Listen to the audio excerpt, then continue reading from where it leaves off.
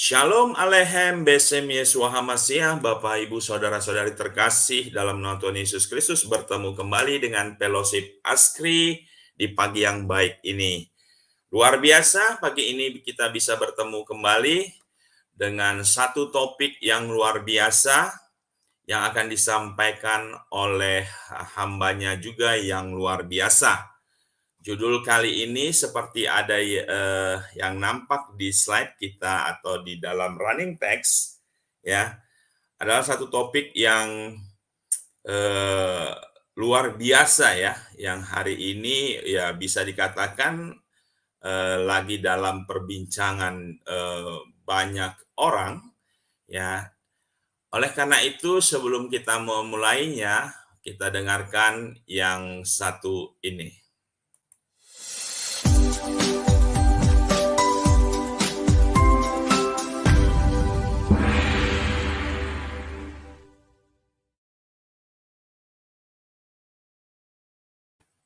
Baik, firman Tuhan kali ini akan disampaikan oleh hambanya Pastor Yohanes Hidayat. Salam Pastor, salam Pak Pendeta. Shalom, selamat pagi. Salam Pak Yesus. Apa kabarnya ya, Pak? Luar biasa, bagaimana kabar Bapak ini? Baik, luar biasa Pak.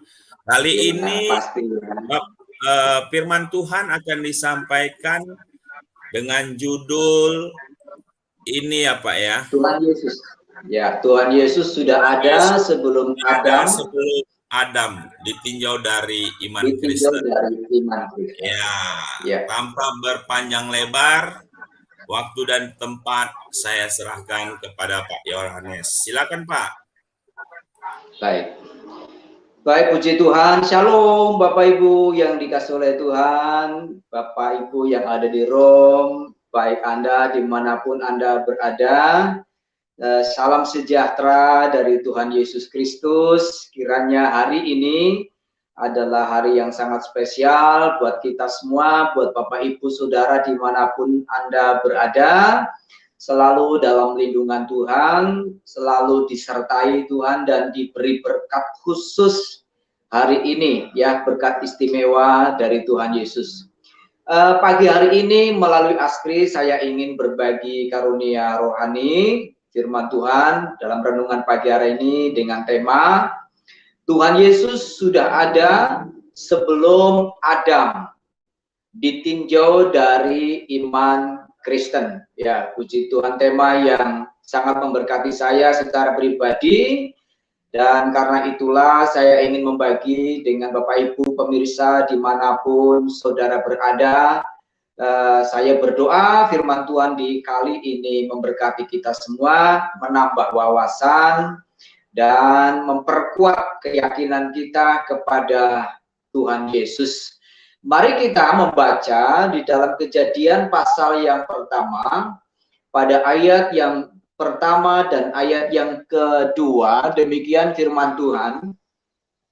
Pada mulanya Allah menciptakan langit dan bumi. Bumi belum berbentuk dan kosong. Gelap gulita menutupi samudra raya, dan roh Allah melayang-layang di atas permukaan air. Ya, puji Tuhan. Inilah Tuhan yang ada sebelum segala sesuatu ada, termasuk sebelum Adam ada, Tuhan sudah ada. Tuhan Yesus sudah ada. Dia tidak berwujud karena dia roh adanya. Ya, di Kejadian tadi kita baca bahwa roh itu yang adalah Tuhan sendiri. Pada waktu bumi belum berbentuk, masih dalam gambaran sementara, segala yang lain, ciptaan yang lain belum dijadikan, maka roh Allah yang adalah Allah sendiri melayang-layang, dia berfirman, menjadikan langit dan bumi, ya, di kalimat yang berikutnya. Itulah Tuhan yang ada sebelum segala sesuatu ada, termasuk Adam.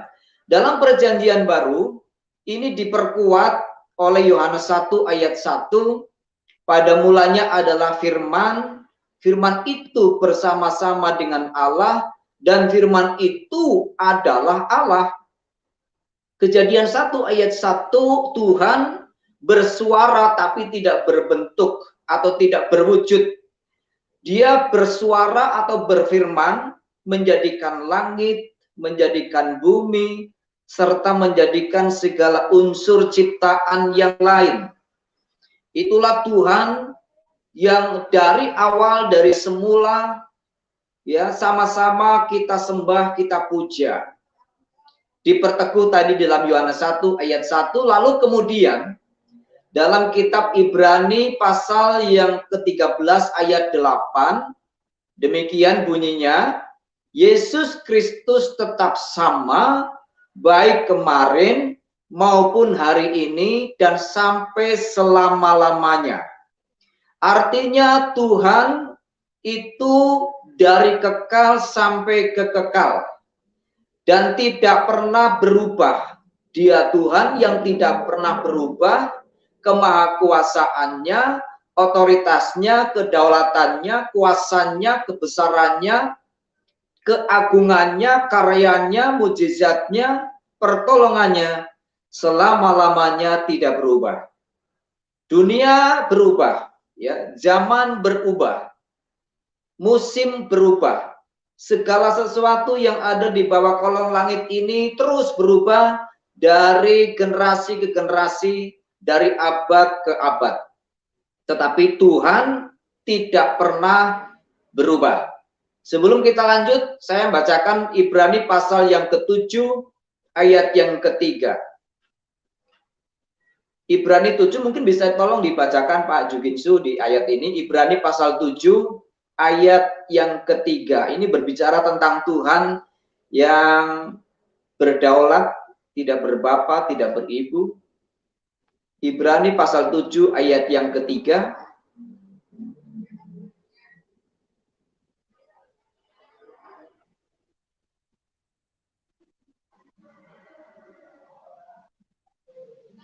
Tolong silakan dibaca, Pak.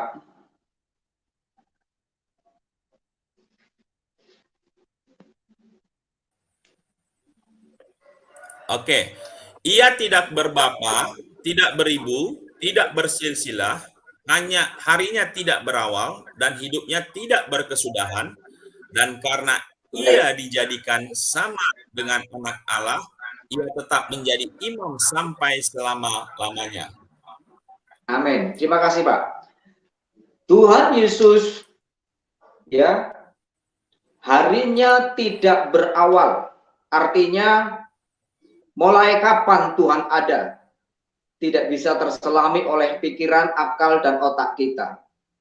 Tidak seorang pun yang tahu kapan Tuhan berada. Ya, kita tidak pernah bisa mencapai itu, ya. Dan kemudian ia tidak berbapa, itu pasti. Ia tidak beribu, tidak bersilsilah. Secara hurufiah, ya, dia tidak memiliki bapak, ibu, dan keluarga atau silsilah. Secara ilahi tidak demikian. Kemudian hidupnya tidak berkesudahan. Ini jelas bahwa Tuhan itu sifatnya kekal sampai kekal. Ya, kalau ada nyanyian dia tidak berbapa, tidak beribu, itu betul.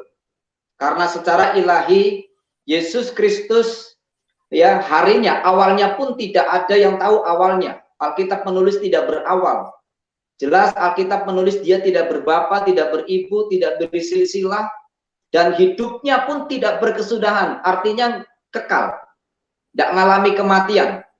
Kalau Yesus pernah di kayu salib, dia mati, itu secara hurufiah manusia 100%. Jadi nanti kita akan ke sana. Kenapa Tuhan di perjanjian lama, Tuhan Yesus disebut dia sudah ada sebelum Adam ada, dan kita nanti akan membaca berikutnya. Nah, sekarang kita akan mulai. Tuhan Yesus sudah ada sebelum ada, ya. Kita akan mulai dari generasi Enos, cucu dari Adam. Kita akan membaca dalam Kejadian pasal yang keempat Kita akan membaca ayat 25-26, saya akan bacakan demikian. Adam bersetubuh pula dengan istrinya, lalu perempuan itu melahirkan seorang anak laki-laki dan menamainya Set. Sebab katanya, Allah telah mengaruniakan kepadaku anak yang lain sebagai ganti Habel, sebab Kain telah membunuhnya. Lahirlah seorang anak laki-laki bagi Set juga, dan anak itu dinamainya Enos. Waktu itulah orang mulai memanggil nama Tuhan. Sejak generasi cucu Adam, yakni Enos, maka masyarakat waktu itu telah dan sudah mulai memanggil nama Tuhan. Ya, menurut bahasa mereka di era itu, ya. Tetapi nama Yesus memang belum muncul, karena nama Yesus muncul nanti di Perjanjian Baru. Tapi maksudnya adalah Tuhan yang Esa, Tuhan yang satu sudah ada sebelum zaman Adam itu lahir. Dan seterusnya. Ya, inilah generasi pertama yang mulai memanggil nama Tuhan, yakni Enos, sekalipun belum memanggil nama Yesus. Tapi setidaknya mereka telah mengenal Tuhan dan mereka mulai memanggil beribadah kepada Tuhan. Lalu kita lanjut.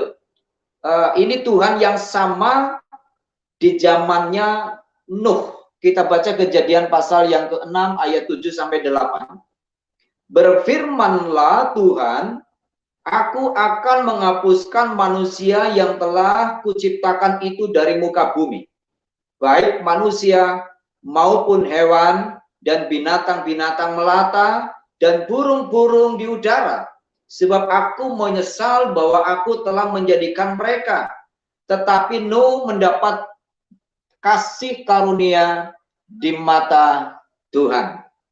Ini Tuhan yang sama di generasi Nuh, ya, berfirman, bersuara, tapi tidak berwujud, karena memang dia belum datang sebagai manusia. Dalam kemahakuasaannya belum menjadi manusia, tapi karyanya, firmannya terdengar, perbuatan agungnya bisa dirasakan oleh Nuh dan generasinya waktu itu. Ya, kita lanjut. Kita lanjut kepada Tuhan yang sama yang ada sebelum Adam Hawa ada. Ya, Tuhan menemui Musa. Keluaran pasal yang ketiga ayat 13 sampai ayat yang ke-15, demikian firman Tuhan, saya bacakan. Lalu Musa berkata kepada Allah, tetapi apabila aku mendapatkan orang Israel dan berkata kepada mereka, Allah nenek moyangmu telah mengutus aku kepadamu. Dan mereka bertanya kepadaku, bagaimana tentang namanya? Apakah yang harus kujawab kepada mereka? Firman Allah kepada Musa, aku adalah aku. Lagi firmannya, beginilah kau katakan kepada orang Israel itu, akulah aku, telah mengutus aku kepadamu. Selanjutnya berfirmanlah Allah kepada Musa, beginilah kau katakan kepada orang Israel, Tuhan Allah nenek moyangmu, Allah Abraham, Allah Ishak, dan Allah Yakub telah mengutus aku kepadamu. Itulah namaku untuk selama-lamanya, dan itulah sebutanku turun-temurun. Jelas Alkitab berkata tentang dirinya. Di zaman Musa ketika diutus Tuhan untuk memperkenalkan Tuhan yang sama, Tuhan di era Adam, era Nabi, era Enos, era Nuh, sampai era Abraham, era Musa, ya. Ketika Musa diutus untuk memperkenalkan Tuhan itu kepada bangsa Israel, ya Musa harus bertanya lebih dahulu. Karena bagi orang Israel, nama itu rupanya penting banget. Nama itu menjadi barometer, ya. Lalu Tuhan berkata kepada Musa, kalau orang Israel bertanya soal namaku, kasih tahu mereka, aku adalah aku, akulah aku. ya, barangkali kalau orang Israel mencoba membandingkan antara pengenalan mereka tentang Tuhan selama ini di bawah bimbingan nenek moyang mereka sebelum Musa misalnya, ya, ini biar jelas. Karena bagi orang Israel nama itu penting. Nama itu akan sangat ada kaitannya dengan Tuhan yang benar. Tuhan yang disembah, yang benar, yang menjadikan segala sesuatu. Jadi bagi bangsa Israel, bagi orang Israel khususnya, nama Tuhan itu sangatlah penting. Lalu Tuhan berfirman, beritahu kepada mereka, aku adalah aku. Artinya, biarlah orang Israel berpikir, apakah sebelum aku ada oknum sebesar aku? Adakah sebelum aku ada Tuhan yang lain yang lebih berkuasa, yang lebih hebat, yang lebih dahsyat? Biar orang Israel berpikir, atau setidaknya generasi berikutnya biar berpikir, apakah setelah aku adakah Tuhan yang lain yang lebih berkuasa, yang lebih dahsyat, lebih hebat, dan sebagainya. Ya, biar orang Israel mikir, karena orang Israel ini seringkali berpikir menggunakan logika, tidak menggunakan iman. Kendati di depan mata mereka, di bawah bimbingan Musa, bagaimana Tuhan dengan kemahakuasaannya menyertai mereka dengan tiang api pada waktu malam. Ini tidak pernah terjadi sebelumnya. Ini tidak pernah bisa dilakukan oleh oknum lain, kecuali oleh Tuhan yang diperkenalkan Musa kepada mereka. Pada waktu siang, Tuhan menunjukkan kemahakuasaannya dalam wujud tiang awan, sehingga mereka tidak kepanasan di padang belantara yang begitu menyengat. Ini juga tidak pernah terjadi sebelumnya. Dan tidak bisa dilakukan oleh siapapun, nabi siapapun, atau oknum yang lain. Hanya Tuhan yang bisa melakukannya, ditambah lagi ketika mereka perlu air. Batu yang dipukul dengan tongkat Musa, dengan ajaibnya, keluarlah air.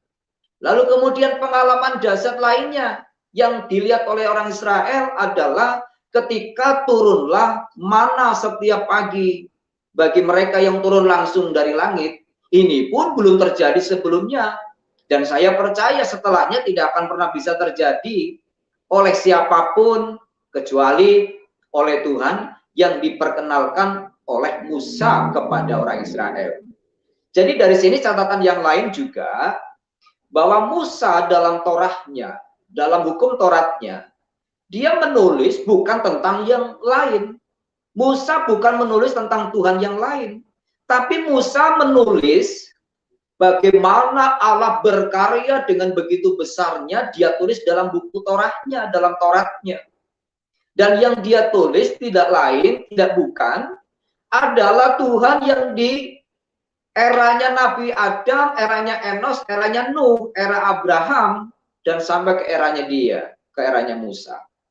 Ya inilah Tuhan yang diperkenalkan oleh Musa. Jadi ketika orang Israel mungkin tanya, siapa namanya? Apakah dia lebih hebat dari Tuhan-Tuhan yang ku kenal selama ini? Apakah dia lebih berkuasa? Ya, ternyata Tuhan berkata, aku adalah aku. Kalau Tuhan boleh sedikit pakai istilah seperti kita ya, agak sedikit, wah sombong. Coba kalian belajar nggak? Sebelum aku, adakah oknum yang lebih hebat dari aku?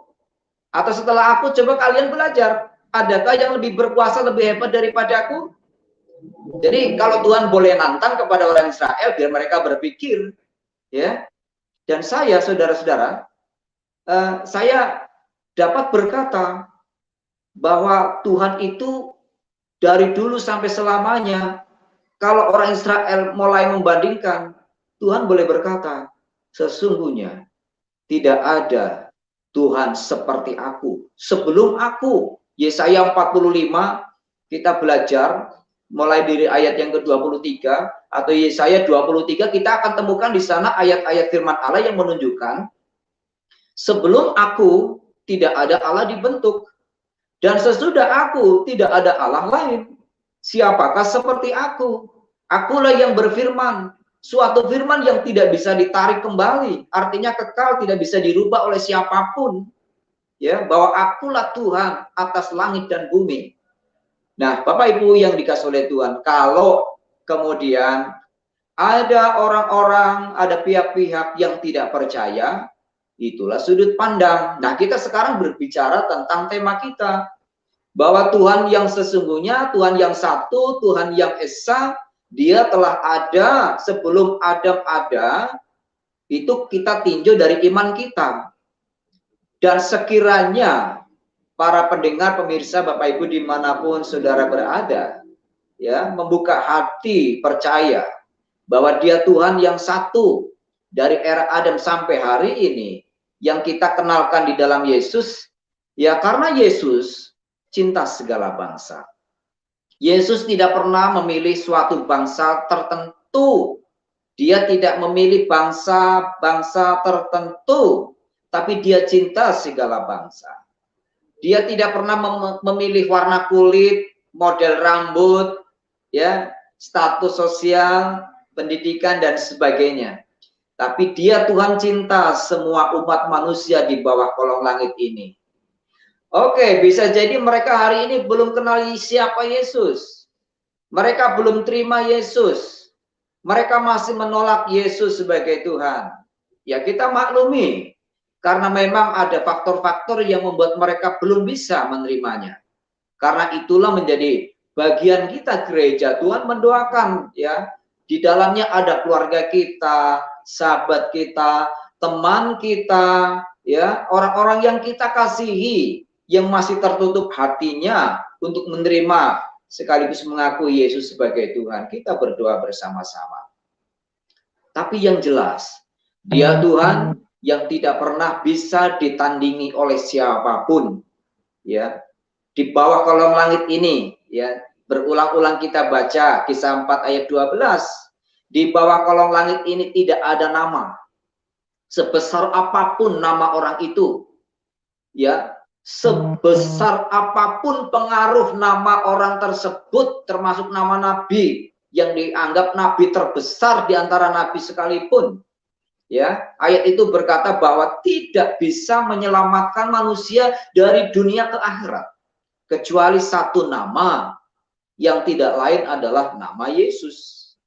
Dialah satu-satunya nama yang bisa menyelamatkan seseorang, setiap orang yang percaya, dari dunia yang penuh dosa dan kejahatan sampai masuk dalam kerajaan sorga.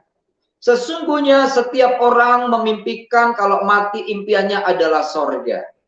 Tapi banyak orang tidak tahu jalannya ke sana.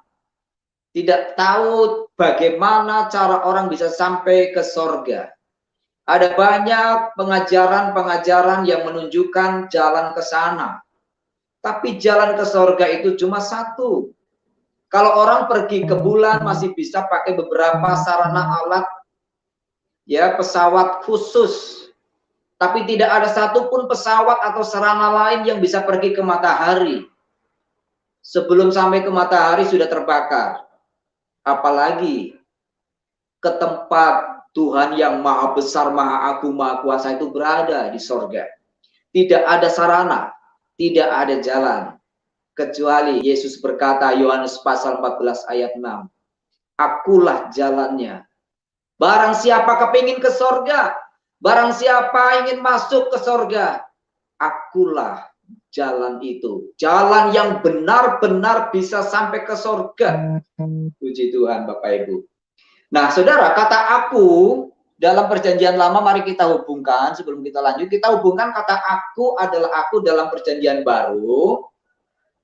Kita hubungkan dengan Wahyu pasal 22 ayat 13. Yesus berkata, akulah yang pertama dan yang terakhir. Aku yang awal dan yang akhir.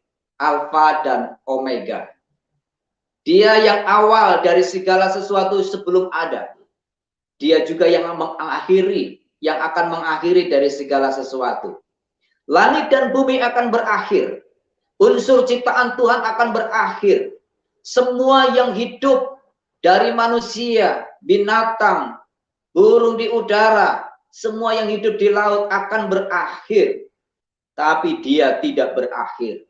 Itulah Tuhan yang kita kenal, yang kita sembah sampai hari ini. Di dalam Yohanes pasal 10 ayat 7 dan 9, akulah pintu.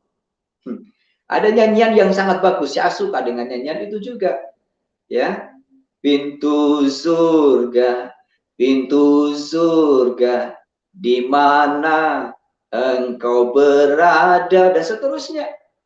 Kalau ada orang sampai hari ini mencari dan bertanya, di manakah pintu surga? Jawabannya, akulah pintu dan kebenaran dan hidup. Akulah pintu yang benar. Jangan salah pilih pintu, kata Tuhan. Akulah pintu yang benar, yang menuju kepada hidup yang kekal. Jadi Bapak Ibu, pemirsa dimanapun, tidak salah kita mencari pintu untuk masuk ke surga. Tapi sudahkah Anda menemukannya? Kepada siapa Anda akan bertanya? Kepada nenek moyang kita? Kepada tokoh-tokoh terkenal yang ada di atas kita? Mereka nggak bisa jawab. Hanya Yesus yang bisa menjawab, akulah jalan itu. Jalan yang benar. Jalan yang sesungguh-sungguhnya. Jalan yang sebenar-benarnya. Satu-satunya jalan bisa ke surga. Yohanes 8 ayat 12. Yesus berkata, akulah terang. Dialah terang yang lebih terang dari matahari. Siapakah seperti dia? Ini Yesus yang berkata. Adakah orang yang sebelumnya bisa berani dan berkata demikian? Adakah nabi yang berani berkata, akulah terang? Tidak ada. Kecuali Yesus. Akulah terang dunia. Dia lebih terang dari matahari. Wow, luar biasa bukan Bapak Ibu? Dahsyat. Oh, haleluya. Saya bangga sekali. Saya bersyukur, saya punya keyakinan bahwa saya tidak pilih. Saya tidak salah pilih maksudnya. Pilihan keyakinanku akan membuat saya nanti bangga ketika pengadilan terakhir, penghakiman terakhir ya akan dilaksanakan. Lalu kemudian di Yohanes 14, akulah jalan kebenaran, sudah saya sebutkan. Di dalam Yohanes 10:11, akulah gembala. Jadi selama ini yang menggembalakan manusia di kolong langit ini, ya, bukan cuma orang Kristen yang Yesus gembalakan.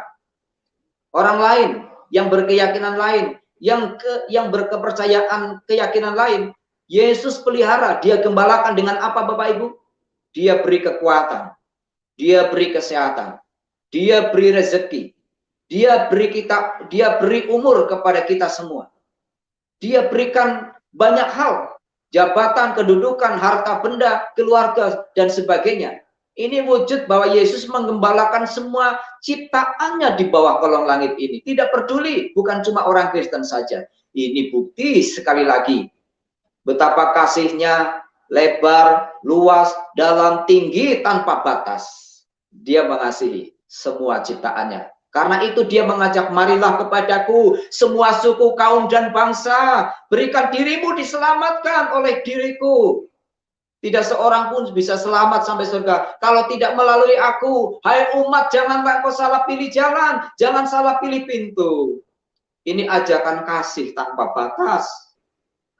Bapak Ibu, luar biasa Tuhan Yesus kita.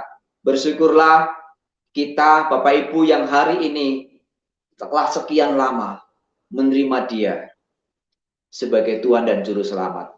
Perbuatan benar kita, perbuatan baik kita sejak kita percaya kepada Yesus, itu akan Dia gantikan upah atau pahala nanti. Ya, Wahyu pasal 14 ayat 13, bahwa perbuatan benar, perbuatan baik itu akan menyertai orang-orang percaya dan akan diganti pahala atau upah dan mahkota dan sebagainya. Ya, puji Tuhan. Mari kita lihat kronologi Tuhan menjadi manusia, ya, dalam wujud Yesus yang disebut Allah anak atau ya Allah anak ya. Kita lihat Matius pasal 1 ayat 18, kita akan baca. Kelahiran Yesus Kristus ya adalah sebagai berikut. Pada waktu Maria ibunya bertunangan dengan Yusuf, ternyata ia mengandung dari Roh Kudus. sebelum mereka hidup sebagai suami istri. Ya, catatannya adalah sebelum mereka hidup sebagai suami istri. Jadi belum bersentuhan, belum berhubungan ya. Ya, karena Yusuf suaminya atau tunangannya seorang yang tulus hati dan tidak mau mencemarkan nama istrinya di muka umum, ia bermaksud menceraikannya atau memutuskan hubungan dengan diam-diam. Tetapi ketika ia mempertimbangkan maksud itu, malaikat Tuhan nampak kepadanya dalam mimpi dan berkata, Yusuf, jangan takut, ya. Janganlah engkau takut mengambil Maria sebagai istrimu, sebab anak yang dikandung di dalam kandungannya,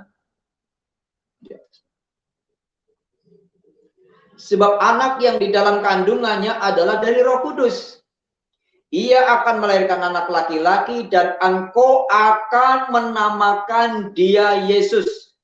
Inilah pertama kali nama Yesus muncul yang didelegasikan kepada Yusuf oleh malaikat Tuhan.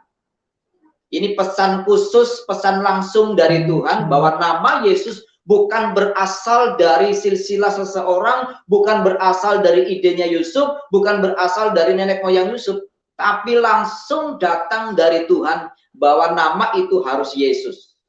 Karena dialah yang akan menyelamatkan umatnya dari dosa. Kata umatnya di sini bukan terbatas kepada orang Kristen, tapi kepada umat manusia yang hidup di bawah kolong langit ini. Hal itu terjadi supaya genaplah yang difirmankan Tuhan oleh Nabi, sesungguhnya anak darah itu akan mengandung dan melahirkan seorang anak laki-laki, dan mereka akan menamakan dia Immanuel, yang berarti Allah beserta kita.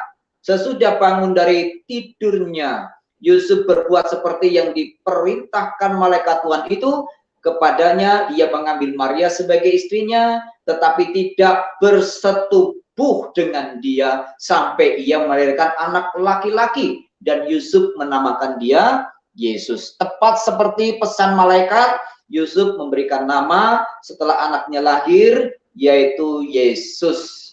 Inilah firman yang menjadi manusia, diteguhkan oleh Yohanes 1 ayat 14, firman itu menjadi manusia, Tuhan menjadi manusia.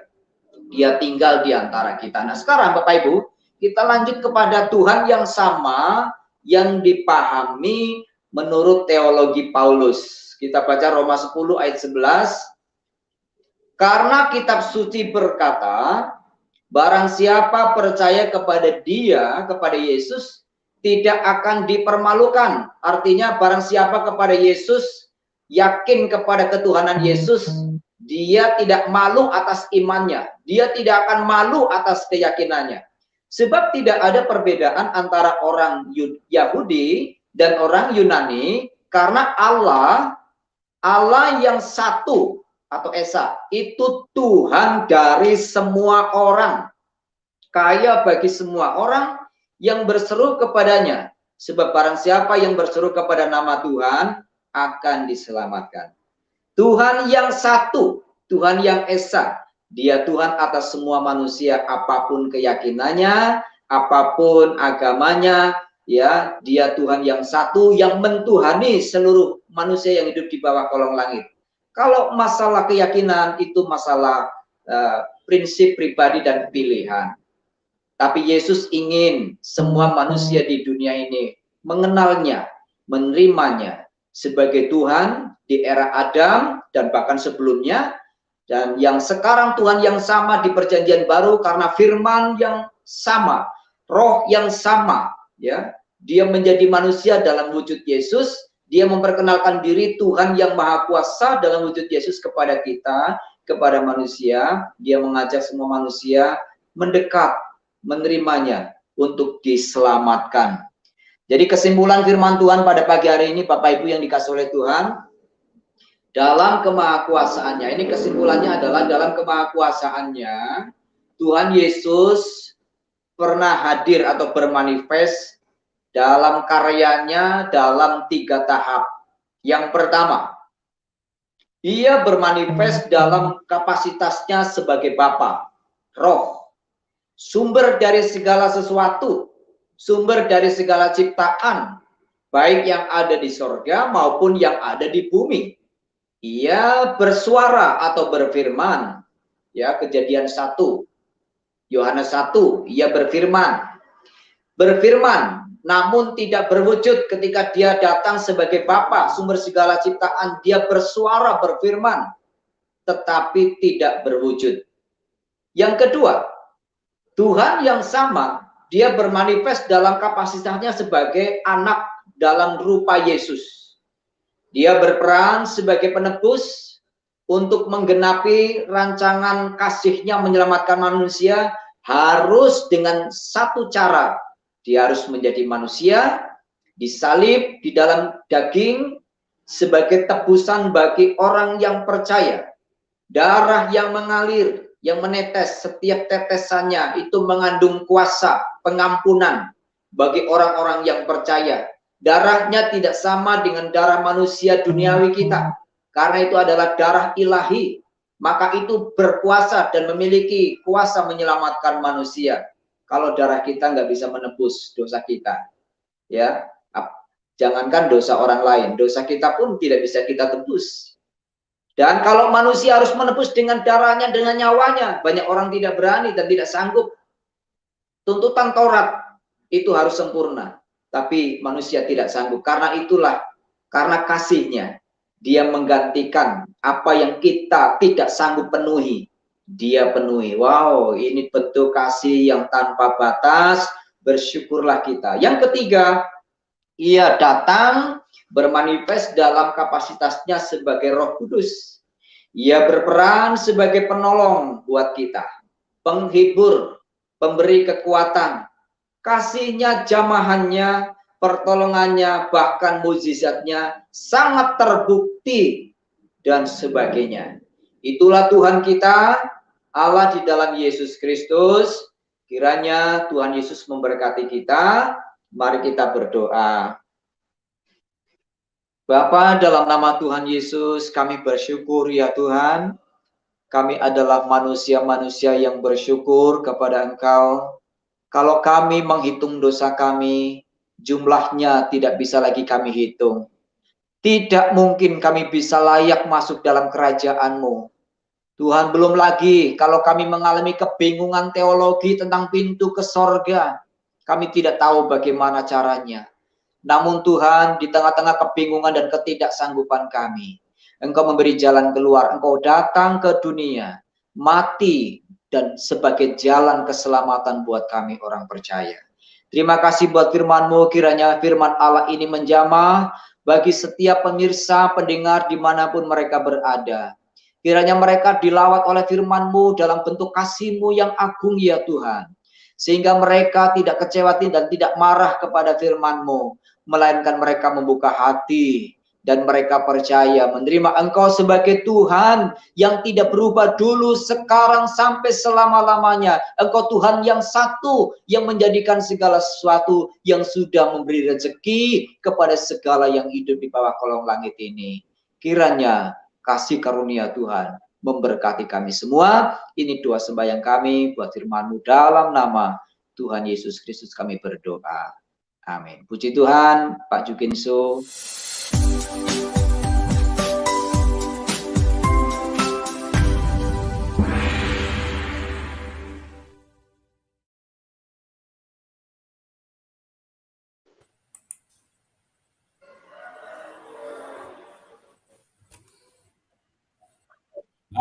Baik, terima kasih Pak Yohanes. Luar biasa sekali firman Tuhan pagi ini.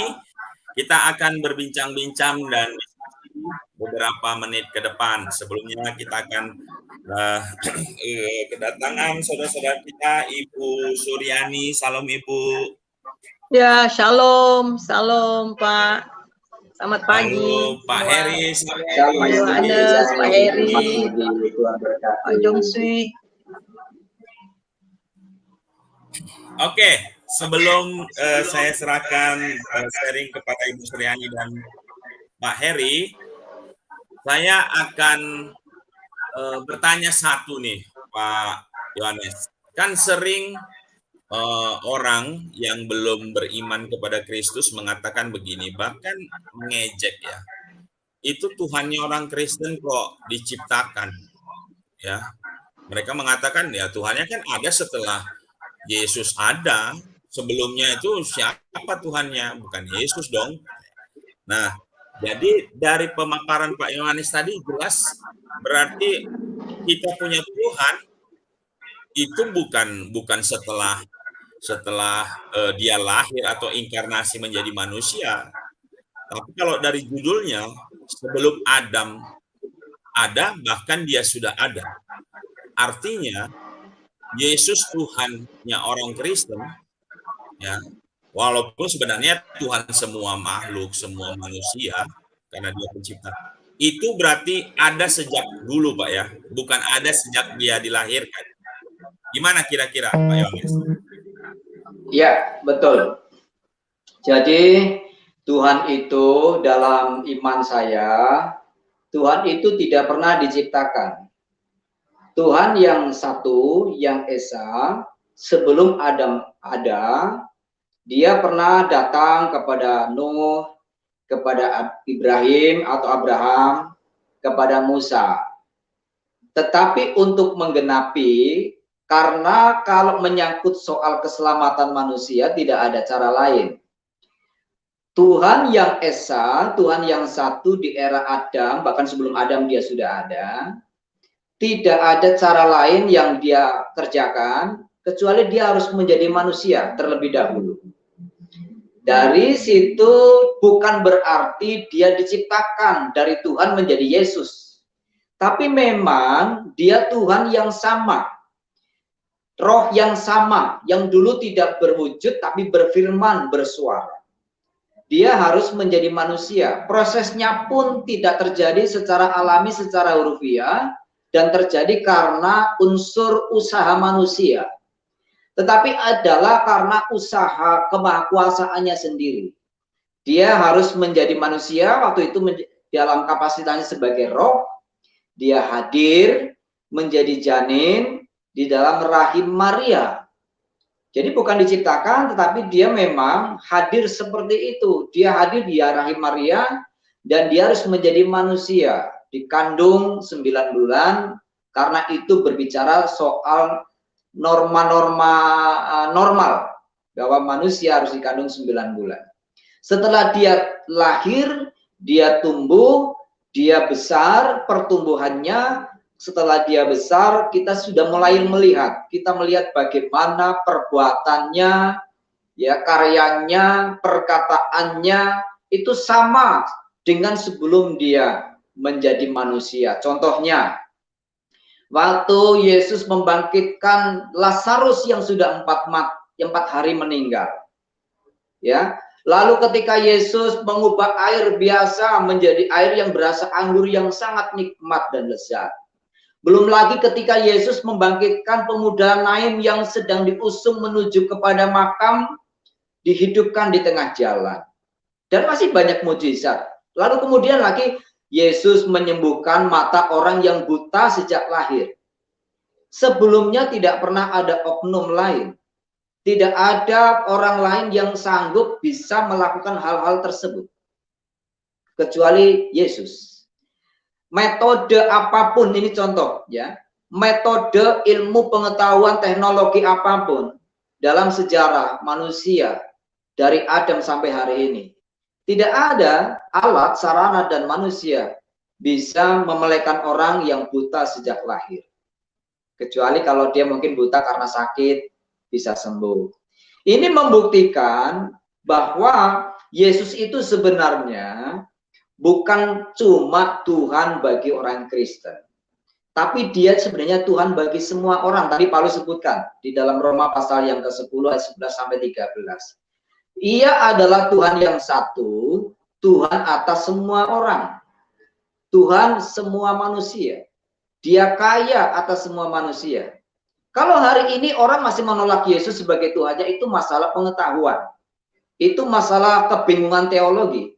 Itu masalah wawasan atau masalah ilmu ya. Jadi kalau ilmu mereka belum sampai kepada penerimaan bahwa Yesus adalah Tuhan, yang di era Adam adalah roh, di era Ibrahim roh, dia kemudian menjadi manusia, sekarang ini dalam wujud manusia, lalu mereka menganggap itu hanya Tuhannya orang Kristen. Ya, ini masalah wawasan atau masalah ilmu atau pengetahuan seseorang. Dulu saya seperti itu. Tapi setelah saya sekarang mengenal, nah karena pengenalan saya akan Tuhan yang Esa, yang pernah dulu hidup di zaman era perjanjian lama, sekarang dia berwujud Yesus setelah menjadi manusia, itu juga saya ingin bagikan. Saya kira sampai itu dulu Pak Juginsu. Luar biasa, terima kasih Pak Yohanes ya, supaya ini menjawab pertanyaan-pertanyaan dari saudara-saudara kita di seberang. Ya, silakan Ibu Suryani. Halo. Ya, shalom, shalom. Terima kasih Pak Yohanes, luar biasa. Shalom Bu Suryani. Ya, Pak Heri, Pak Jungsi. Saudara yang kekasih, ini luar biasa pembahasan. Jadi Tuhan Yesus itu sudah ada sebelum Adam. Nah, mari kita baca, saya akan bacakan firman Tuhan dari 1 Yohanes 1 ayat 1. 1 Yohanes 1 ayat 1, apa yang telah ada sejak semula, yang telah kami dengar, yang telah kami lihat dengan mata kami, dan yang telah kami saksikan, dan yang telah kami raba dengan tangan kami tentang firman hidup, itulah yang kami tuliskan kepada kamu. Nah, apa sih yang mereka dengar sejak semula? Apa yang mereka dengar? Yaitu Allah yang sudah diterangkan oleh Pak Yohanes tadi. Ya, di dalam Kejadian 1 pasal yang pertama, pada mulanya Allah. Jadi apa yang ada sejak semula, itulah Allah. Dan kemudian di Yohanes 1 ayat 1, firman itu bersama-sama dengan Allah, dan firman itu adalah Allah. Jadi itulah yang mereka dengar dari waktu ke waktu, ya. Jadi dari generasi ke generasi Allah menyatakan dirinya, ya. Mereka dengar, ya. Itu yang mereka dengar dari perjanjian lama. Bahkan Tuhan Yesus sendiri mengatakan di dalam Lukas pasal 24 ayat yang ke-25 sampai 27. Lalu ia berkata kepada mereka, hai kamu orang bodoh, betapa lambatnya hatimu, sehingga kamu tidak percaya segala sesuatu yang telah dikatakan para nabi. Bukankah Mesias harus menderita semuanya itu untuk masuk ke dalam kemuliaannya? Lalu ia menjelaskan kepada mereka apa yang tertulis tentang dia. Nah, apa yang tertulis tentang dirinya, tentang Yesus. Ini perkataan Yesus dalam seluruh kitab suci. Nah, ini dalam Alkitab, dalam seluruh kitab suci. Mulai dari kitab Musa. Ya, ada 5 kitab Musa. Dari mulai kitab Musa dan segala kitab nabi-nabi. Jadi seluruh perjanjian lama. Di sini dikatakan itulah yang tertulis tentang dia, tentang Yesus yang sudah diterangkan oleh Pak Yohanes tadi. Itulah yang mereka dengar sejak semula. Kita kembali kepada 1 Yohanes 1. Tetapi yang mereka dengar sejak semula ini, yang kami lihat dengan mata kami. Tadinya mereka hanya dengar, tetapi sekarang mereka lihat dengan mata mereka. Bukan mata rohani, tapi benar-benar mata jasmani. Dan yang telah kami lihat dengan mata kami, yang telah kami saksikan, dan yang telah kami raba. Wah, luar biasa. Jadi mereka bukan hanya dengar tentang firman itu. Itulah firman yang menjadi manusia, itu Yesus. Mereka bukan hanya mendengar, tapi mereka melihat, mereka menyaksikan, dan mereka raba. Artinya mereka bersentuhan dengan Allah itu. Itulah Yesus. Dan di sini dikatakan yang telah kami saksikan, yang telah kami raba dengan tangan kami. Tentang firman hidup itulah yang kami saksikan kepada kamu. Jadi jelas saudara, jadi apa yang ada sejak semula yang mereka orang Yahudi dengar, dan sekarang mereka lihat dengan mata kami, dengan mata mereka sendiri, firman itu telah menjadi manusia dan kami telah melihat kemuliaannya. Mereka melihat dengan mata mereka. Dan itulah saudara, dan mereka alami itu. Dan itulah firman yang hidup itu. Jadi jelas Yesus sudah ada sebelum dunia ada, karena dialah Allah, dialah sang pencipta itu. Ya, amin. Tuhan Yesus berkati. Luar biasa, Ibu Suryani. Pak Yohanes mau ditambahkan, Pak? Ya, puji Tuhan, betul sekali, dari roh yang sama mengaruniakan hikmat dan karunia yang sama kepada Ibu Suryani, ya, memiliki kesamaan pandangan. Ya, memang kita sebagai hamba-hamba bekerja terhadap perusahaan yang sama, yaitu sorga. Kita mengabdi kepada Tuhan yang sama, yakni Tuhan Yesus. Benar sekali juga yang disampaikan oleh Ibu Suryani, bahwasannya kemuliaannya menyertai Yesus. Jadi Yesus hadir penuh dengan kemuliaannya, dan kemuliaannya kita sudah lihat. Kemuliaannya yang dimaksud adalah tentang bagaimana kuasanya membangkitkan Lazarus, bagaimana dia mengubah air biasa, air sumur katakanlah begitu, menjadi air yang berasa anggur yang sangat nikmat. Belum lagi dia menyembuhkan orang buta sejak lahirnya. Dia menyembuhkan orang yang sudah 38 tahun sakit tak tersembuhkan oleh tabib, dokter, pengetahuan, dan teknologi manapun. Ini kemuliaan-kemuliaan yang menyertai Yesus, yang tidak menyertai nabi besar manapun yang pernah muncul di bawah kolong langit ini. Itulah bukti bahwa Yesus bukanlah manusia biasa. Dia manusia 100%, tapi di dalam kemanusiaannya yang 100%, terdapat 100% unsur ilahi yang maha kuasa, yang tidak lain adalah Tuhan yang menjadi manusia dalam rupa Yesus. Ya, begitu dulu Pak Jugenso, kita lanjut kepada teman-teman. Tuhan memberkati. Baik, sembari kita menunggu teman-teman yang lain, ini ada satu, ya sebenarnya sih tidaklah khusus kepada Aditya ya, tetapi mungkin kepada orang lain. Dan ini pertanyaan klasik biasanya ya Pak Yohanes.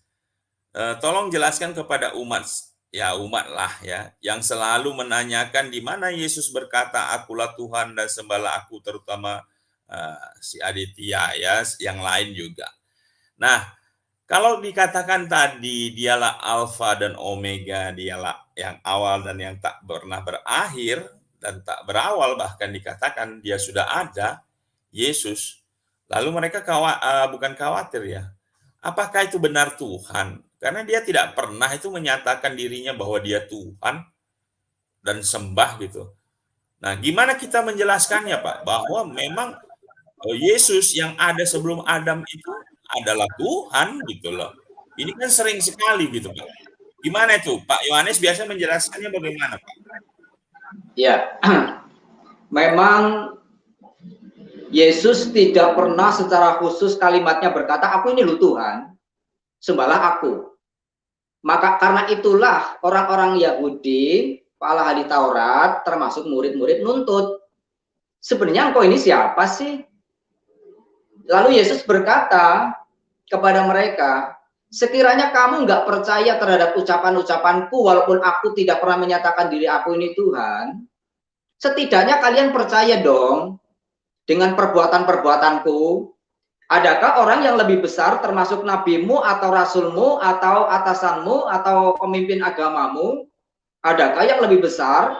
Adakah yang lebih berkuasa? Adakah yang bisa berbuat sesuatu seperti yang aku lakukan? Walaupun engkau tidak percaya kepada ucapanku, setidaknya percayalah kepada perbuatanku. Tidak ada orang yang seperti aku. Hendaklah engkau menyadari itu, kira-kira begitu. Yang kedua, pengalaman orang buta di Yohanes pasal yang ke-9.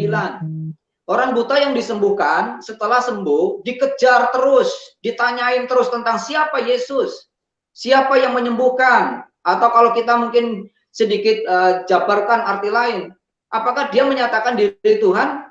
Orang buta berkata, "Aku tidak penting urusan itu. Apakah dia Tuhan atau bukan? Tapi yang jelas, aku ini buta sejak lahir. Dan aku sekarang sembuh.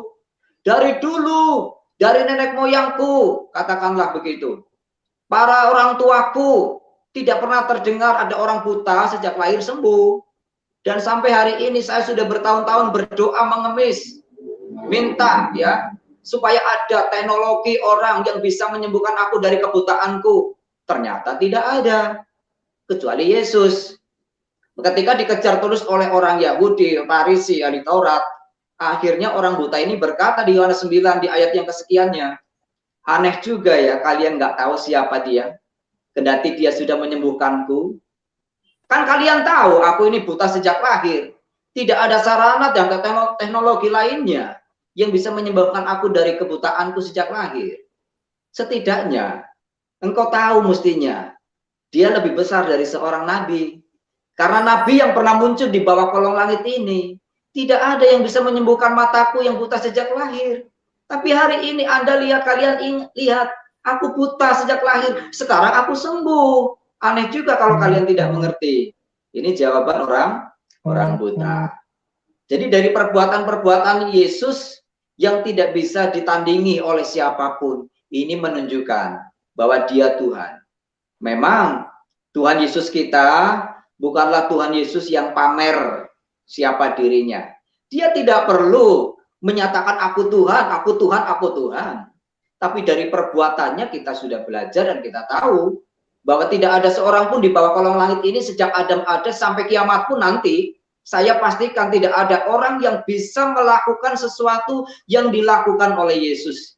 Ini menunjukkan dia manusia 100% dalam rupa Yesus, tapi di dalam manusianya ada unsur ilahi 100%. Puji Tuhan, Pak. Tuhan memberkati. Amin. Luar biasa, Pak Yohanes. Kita ini ada kedatangan tamu, Pak Iwan. Shalom, Pak Iwan. Shalom. Shalom, Ibu Murwati. Ya, lanjut dulu Pak, lanjut, masih di jalan. Ya, shalom. Oke, baik. Silakan Ibu Murwati. Ya, shalom Pak John dan semuanya. Shalom, Ini Bu. saya Shalom, mau Bu. bertanya, ya, saya mau bertanya sama bapak-bapak dan Ibu Suryani ya. Beberapa tahun ini ya, setelah saya mendengar CP ya, lanjut mendengar YouTube begitu ya, saya itu mengalami kelahiran baru. Setelah sekian puluh tahun saya tidak pernah mendengar firman Tuhan dan tidak pernah ke gereja. Nah, yang saya rasakan itu sesuatu yang sangat bersukacita gitu ya. Dan kalau mendengar firman Tuhan itu apa ya, kalau orang Jawa bilang itu makjeleb begitu. Dan kalau kemarin itu saya usaha begitu ya, maksudnya untuk kehidupan saya itu pasti saya mengandalkan diri saya begitu ya. Tetapi sekarang saya tahu bahwa sekarang saya kenalan dulu dengan Tuhan. Sekarang saya ngobrol dulu dengan Tuhan dan saya mau kemanapun saya berjalan dengan Tuhan begitu ya. Jadi saya juga merasakan sendiri bahwa ketika di lembah kekelaman itu Tuhan bersama saya, jadi saya tetap kuat, tetap bersukacita. Nah, ini tadi tentang keselamatan ya Pak, karena saya sudah merasakan sukacita ini dan saya sudah tahu bahwa hanya Tuhan Yesus yang menyelamatkan, saya pastinya ingin sekali juga orang lain merasakan apa yang seperti saya rasakan ya, bahwa kalau membaca firman Tuhan yang ini dan yang itu pasti mengena sekali di hati kita begitu ya. Tetapi gini ya, Bu Suryani dan bapak-bapak ya, mereka itu apa ya, seperti kakak saya yang satunya itu dia marah sama saya ya, katanya kamu itu sekarang merasa seperti Tuhan, kamu itu sok suci. Nah begitu ya, ini kakak saya yang nomor 2 dan sebetulnya dia dulunya itu Katolik, tapi sekarang dia takut sama anak-anaknya kalau mengikut Tuhan Yesus gitu ya. Sedangkan kami itu bukan orang-orang yang fanatik begitu ya. Ya mungkin saja kalau dia mengikut Tuhan Yesus, mungkin anak-anaknya itu cuma sekedar mendiamkan, saya rasa cuma sesaat ya, nggak akan melakukan hal-hal yang kejam begitu ya. Toh anaknya sendiri juga pernah yang perempuan itu masuk ke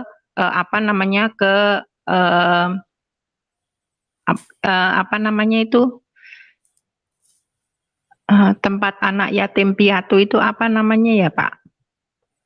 Panti asuhan. Itu Nah, panti asuhan itu selama 3 tahun dan dia yang perempuan ini masuk ke panti asuhan yang Muslim itu 4 tahun, terus masuk ke panti asuhan yang Kristen itu 3 tahun gitu dan pastinya berbeda. Nah, kalau kakak saya yang nomor 2, dia itu begini, jawabnya begini.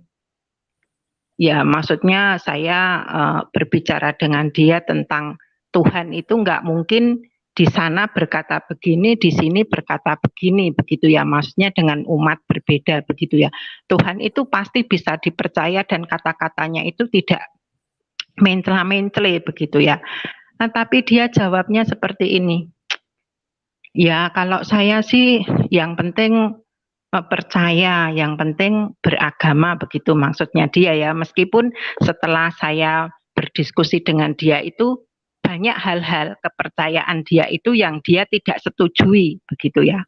Nah, terus ada lagi yang mereka berdoa, bersembahyang, tetapi ketika kita mengajak mereka berbicara tentang Tuhan itu tidak merasa itu hal yang penting, begitu ya. Sedangkan kalau bagi kita itu, bagi saya ini ya, ternyata mengenal Tuhan itu sesuatu yang utama, begitu, karena kita itu akan kembali kepada mereka. Nah, ini bagaimana ya Bu Yani dan bapak-bapak ini yang sudah pengalaman menginjil, begitu ya, berkata kepada mereka bahwa berbicara tentang Tuhan itu hal yang menyenangkan dan itu sesuatu yang urgent, begitu. Bagaimana caranya ya? Nah, mohon diberi pelajaran. Terima kasih. Ya, silakan Pak Yohanes. Monggo, saya delegasikan Bu Suryani yang nanggapi. Monggo Bu, berbagi Bu. Ya, silakan Bu Suryani. Iya, yang pertama kita harus tahu bahwa memang pikiran mereka tuh terselubung, ya.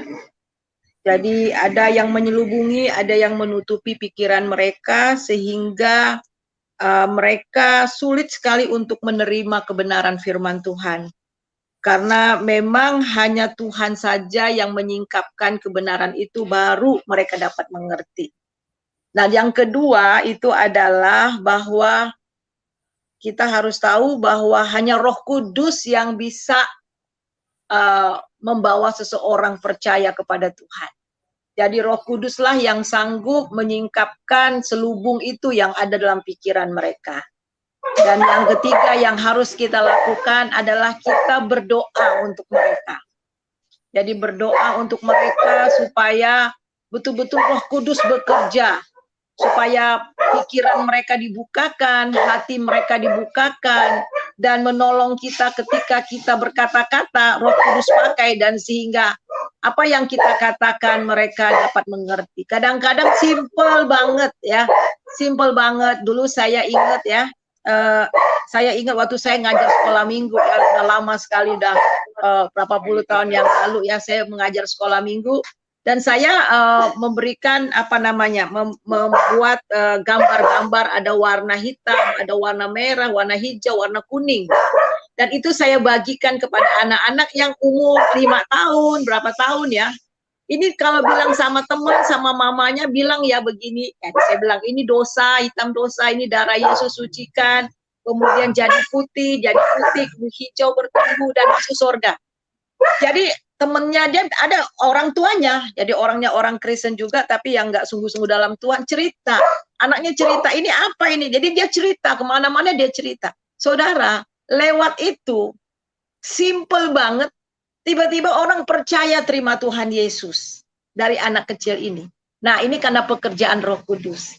Jadi walaupun kita terangkan panjang lebar, kalau pikiran mereka belum terbuka, nggak ngerti, tetapi hanya beberapa kata, beberapa kalimat, kalau Tuhan sudah menggerakkan hati mereka, mereka pasti terima Yesus. Nah itu ya, jadi emang inti daripada penginjilan itu adalah Roh Kudus yang bekerja di dalam dan melalui kita. Itu saja Bu ya. Iya, iya. Nah, itu Luar terus biasa. kalau maksudnya begini Bu Yani, kalau maksudnya kita bicara begini loh, Tuhan itu maksudnya lebih penting dari maksudnya pekerjaan dan sebagainya dan maksudnya itu kalau kita sudah kenal Tuhan, kita tuh apa namanya, kita berjalan dalam apapun, dalam usaha, dalam apa namanya, keluarga, dalam apa itu terasa menyenangkan begitu ya.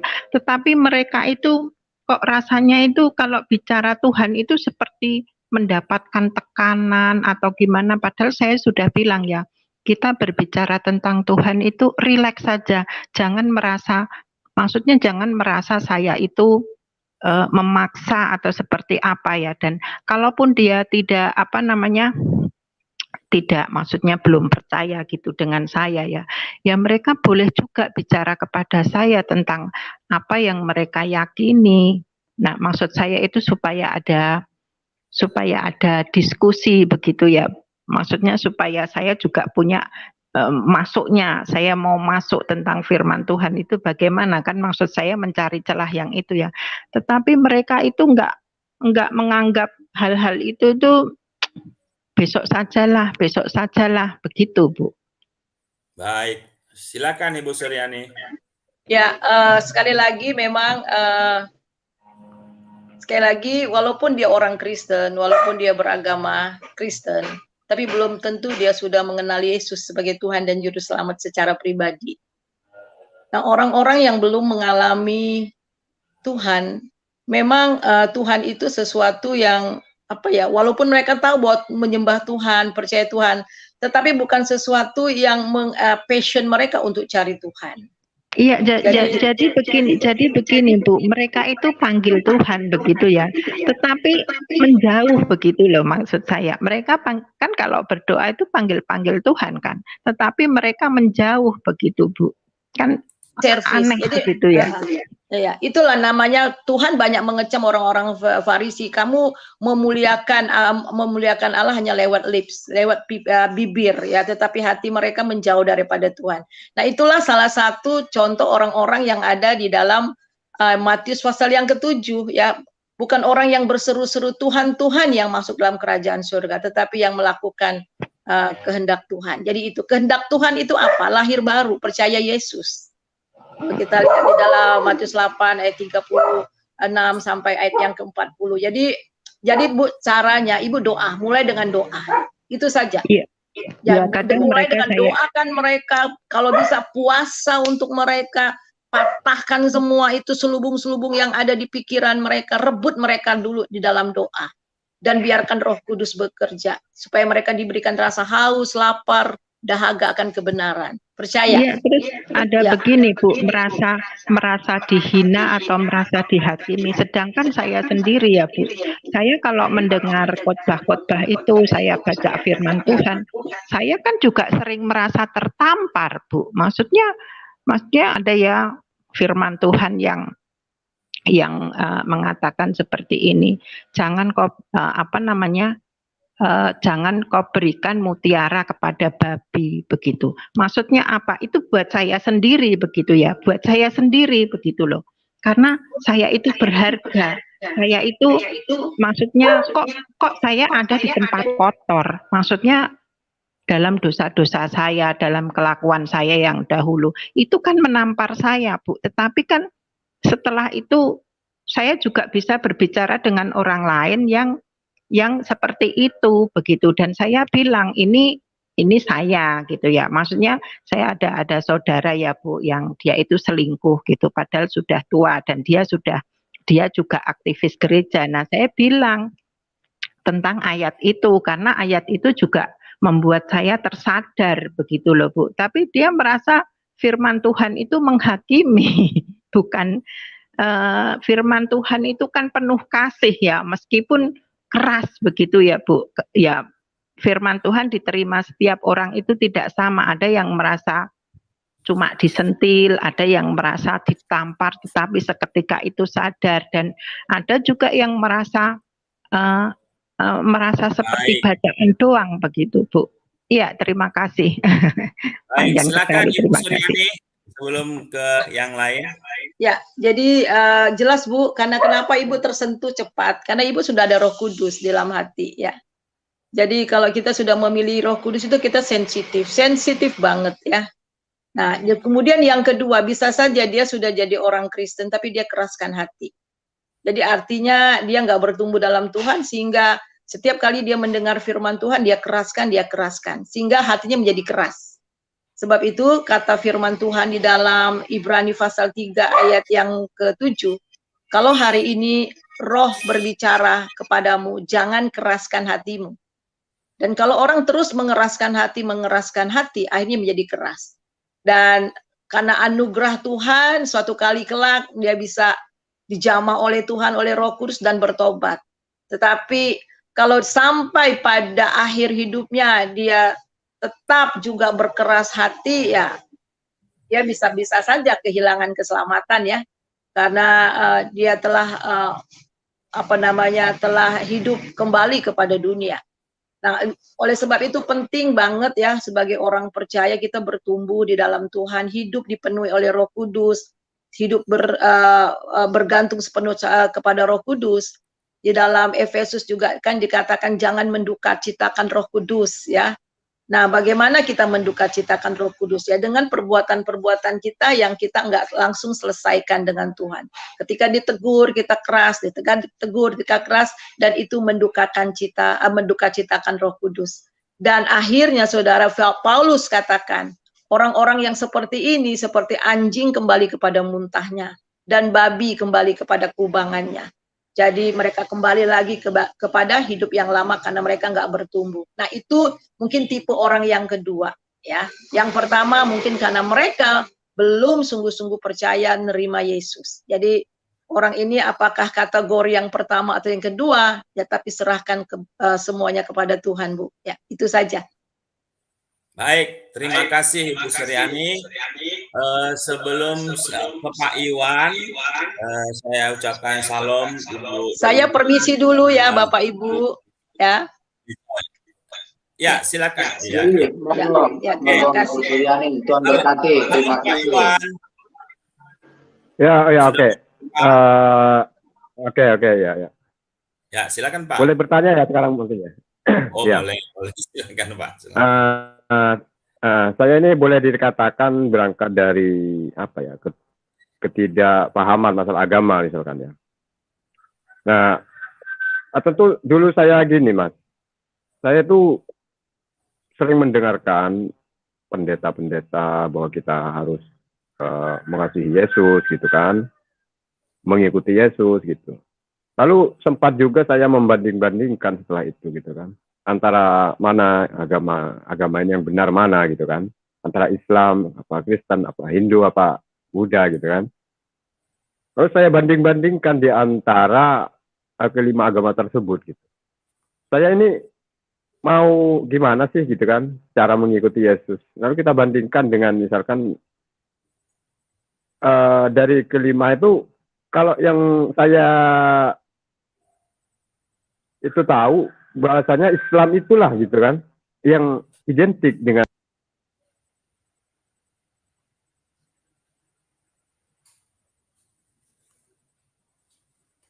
Halo Pak Iwan.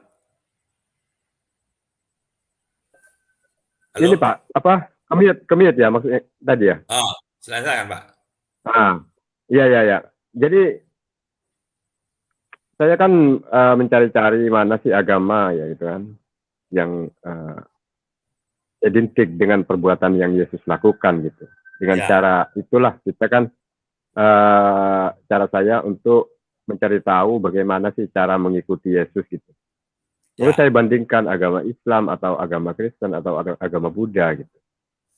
Dan saya rasa agama Islam lah gitu kan. Yang mengikuti Yesus gitu. Yang identik dengan semua yang Yesus lakukan. Misalkan Yesus puasa, Yesus sunat, Yesus hanya menyembah kepada Allah gitu. Yesus berwudu gitu kan. Berarti hanya Islam. Dan setelah mendengar Bapak tadi memang Yesus nggak pernah menyebut dirinya Tuhan gitu. Itu gimana Pak menurut Anda? Itu kan saya anggaplah saya ini mencari-cari gitu. Baik, terima kasih. Heeh. Pertanyaan Iya. yang luar biasa ya. Mungkin Pak Yohanes mau jawab, Pak? Ya, baik Pak. Saya coba ya berbagi. Sekali lagi, tidak ada ayat yang secara langsung menyatakan, aku ini loh Tuhan. Itu tidak ada. Karena itulah orang-orang Farisi yang paham kitab suci, ahli Taurat juga yang paham melontok lah katakanlah tentang kitab suci, terus mengejar. Kalau engkau Tuhan buktikan, engkau Tuhan buktikan, kalau engkau memang Tuhan buktikan. Akhirnya pada satu titik Yesus berkata, ya, kalau kalian tidak percaya kalau aku ini adalah Tuhan lewat perkataanku atau lewat pengakuanku atau lewat pernyataanku, tidak apa-apa. Tapi setidaknya kalian lu percayalah akan atau terhadap perbuatan-perbuatanku. Dari perbuatan-perbuatanku lah harusnya kalian menyadari. Karena di bawah kolong langit ini, dari sejak zaman Nabi Adam sampai kiamat nanti pun, tidak ada orang yang bisa membangkitkan orang mati. Yesuslah yang sudah membangkitkan orang mati, bukan cuma Lazarus yang dibangkitkan. Ya, ada orang yang sakit sekian hari mati disembuhkan Yesus. Ada pemuda yang dari Naim akan dibawa ke pemakaman di tengah jalan disembuhkan Yesus. Ini bukti-bukti bahwa Yesus tidak perlu harus berkata, aku ini Tuhan, aku ini Tuhan. Tidak pamer Tuhan Yesus itu, tapi perbuatan-perbuatan yang dilakukan Yesus itulah menunjukkan ketuhanannya. Itu yang pertama. Ya, mudah-mudahan ini bisa menjawab Bapak ya, Pak ya. Lalu yang berikut, ya, kalau tadi Bapak membanding-bandingkan antara kekristenan dengan saudara-saudara kita yang Muslim, kok yang identik mengikuti cara-cara Yesus itu adalah orang Islam. Ada bagian-bagian yang mereka ikuti secara Taurat. Maka itu Yesus pernah berkata di Matius pasal yang kelima, ayat yang ke-20. Ini Yesus berkata kepada murid-murid, atau kalau kita bisa kembangkan kepada kita orang-orang Kristen, demikian. Maka aku berkata kepadamu, jika hidup keagamaanmu tidak lebih benar daripada hidup keagamaan ahli-ahli Taurat dan orang-orang Farisi, sesungguhnya kamu tidak akan masuk ke dalam kerajaan sorga. Hidup keagamaan orang Farisi, ahli Taurat, di mana mereka memegang teguh prinsip Taurat, itu memang diikuti oleh sekian besar jumlah teman-teman kita yang Muslim, yang hidupnya kusuk, yang sungguh-sungguh menjalankan kitab suci. Mereka di mata Tuhan Yesus juga benar. Karena secara agama mereka bagaimana cara mereka ibadah, bagaimana mereka beramal baik, bagaimana mereka itu hidup sopan santunnya ya kepada orang-orang tua, kepada pemuka-pemuka pemimpin agamanya. Ini adalah hidup, pola hidup, cara hidup yang di mata Tuhan Yesus itu baik dan diperkenan oleh Tuhan Yesus. Maka itu kita yang Kristen seyogianya seharusnya lebih baik dari cara mereka hidup. Kita hormat kepada para pemimpin, ibadah kita itu harus dijalankan dengan penuh tanggung jawab. Amal kita juga kepada orang lain menjadi berkat, membagi rezeki kepada orang lain ini wajib, supaya gaya kekristenan kita itu setidaknya lebih benar dari mereka-mereka itu. Satu waktu, saya tidak sempat bacakan ayatnya, ada seorang muda kaya bertanya kepada Yesus, ya, Guru yang baik, perbuatan apakah yang harus aku lakukan supaya aku masuk dalam kerajaan sorga atau hidup kekal? Kan itu pertanyaan yang orang muda ini. Yesus bertanya balik, kenapa engkau berkata aku ini baik? Hanya satu yang baik, yaitu Allah atau Tuhan. Tetapi kalau kamu ingin masuk dalam kerajaan sorga, lakukanlah apa yang tertulis dalam Taurat. Yang mana Tuhan? Jangan membunuh, jangan mencuri, jangan ada Allah lain selain padaku, dan seterusnya ya, itu 10 hukum Taurat. Orang muda ini berkata, kalau hukum-hukum ini, prinsip-prinsip hidup seperti ini sudah aku lakukan sejak muda. Oh, kalau begitu benar sekali katamu, kata Tuhan Yesus. Kalau begitu sekarang hanya satu yang kurang. Jualah hartamu, ikutlah aku. Jadi secara prinsip lain, ada kehidupan saudara-saudara kita yang Muslim, ya, yang Islam, hidupnya itu sudah benar. Amalnya, ibadah sembahyang 5 waktunya, ditambah doa sembahyang lainnya, itu sudah benar sebenarnya di depan Tuhan Yesus. Karena Tuhan Yesus itu Tuhan yang esa. Hanya kurangnya cuma satu. Ya, satu yang kurang. Ikutlah aku. Artinya, Tuhan yang kamu cari selama ini, Allah yang kamu sembah selama ini, adalah aku. Ikutlah, akuilah aku. Kalau sudah begitu, sempurnalah imanmu, sempurnalah keyakinanmu. Tapi ketika orang muda ini mendengar ini karena hartanya banyak, sedih. Jadi sedih sekali. Kata sedih ini stres. Waduh, ini jawaban yang tidak sesuai dengan harapanku. Banyak orang-orang, ya, ini juga bicara tentang orang ini kekayaannya banyak. Ini berbicara tentang, waduh, secara jasmani kalau aku ikut Yesus, aku bakal rugi. Aku bakal dikucil, aku akan kehilangan sahabat, aku akan kehilangan partner bisnis, aku akan dihina, aku akan ditolak dan sebagainya. Itu jawabannya Pak. Jadi, tetapi ya Bapak semoga firman Allah ini sungguh-sungguh memberkati Bapak bahwa jangan pernah menyesal. Ayo kita perbaiki iman kita perbaiki kekristenan kita. Ayo kita berlomba secara positif. Bukan menang-menangan, tapi kita berlomba menjadi pelaku firman Allah sehingga hidup keagamaan kita itu lebih benar dari saudara-saudara kita. Ya kasihan sekali memang ada saudara-saudara kita yang Muslim, hidup keagamanya sudah baik, tapi sayang masih ada yang kurang. Mereka masih belum membuka hati bahwa Tuhan yang menjadi manusia dalam rupa Yesus mereka tidak percaya. Andai saja mereka percaya, wow, bahagia sekali mereka. Begitu Pak, terima kasih, Tuhan memberkati semoga. Terima kasih Pak Yohanes, Pak Iwan, terima kasih banyak. Satu lagi Pak ya, biar nggak nanggung ya Pak. Oke, singkat Pak ya, waktu kita tidak banyak tadi. Oke. Kan gini tadi memang betul ya, apa aku katakan aku baik, padahal hanya satu yang baik, dia yang di surga kan gitu. Bagaimana cara mendapatkan hidup yang kekal kan gitu, dengan menjalankan 10 hukum Taurat gitu kan, menjalankan hukum Taurat gitu kan. Dan yang dilakukan umat Islam kan adalah hukum-hukum Taurat kan gitu kan, yaitu berbakti kepada orang tua dan ujung-ujungnya mengikuti aku gitu kan. Dan orang Islam tuh mengikuti gitu kan secara yang saya sebutkan tadi gitu. Jadi Yesus itu tidak pernah berkata percaya gitu kan, seperti yang dikatakan Ibu tadi gitu kan. Gitu.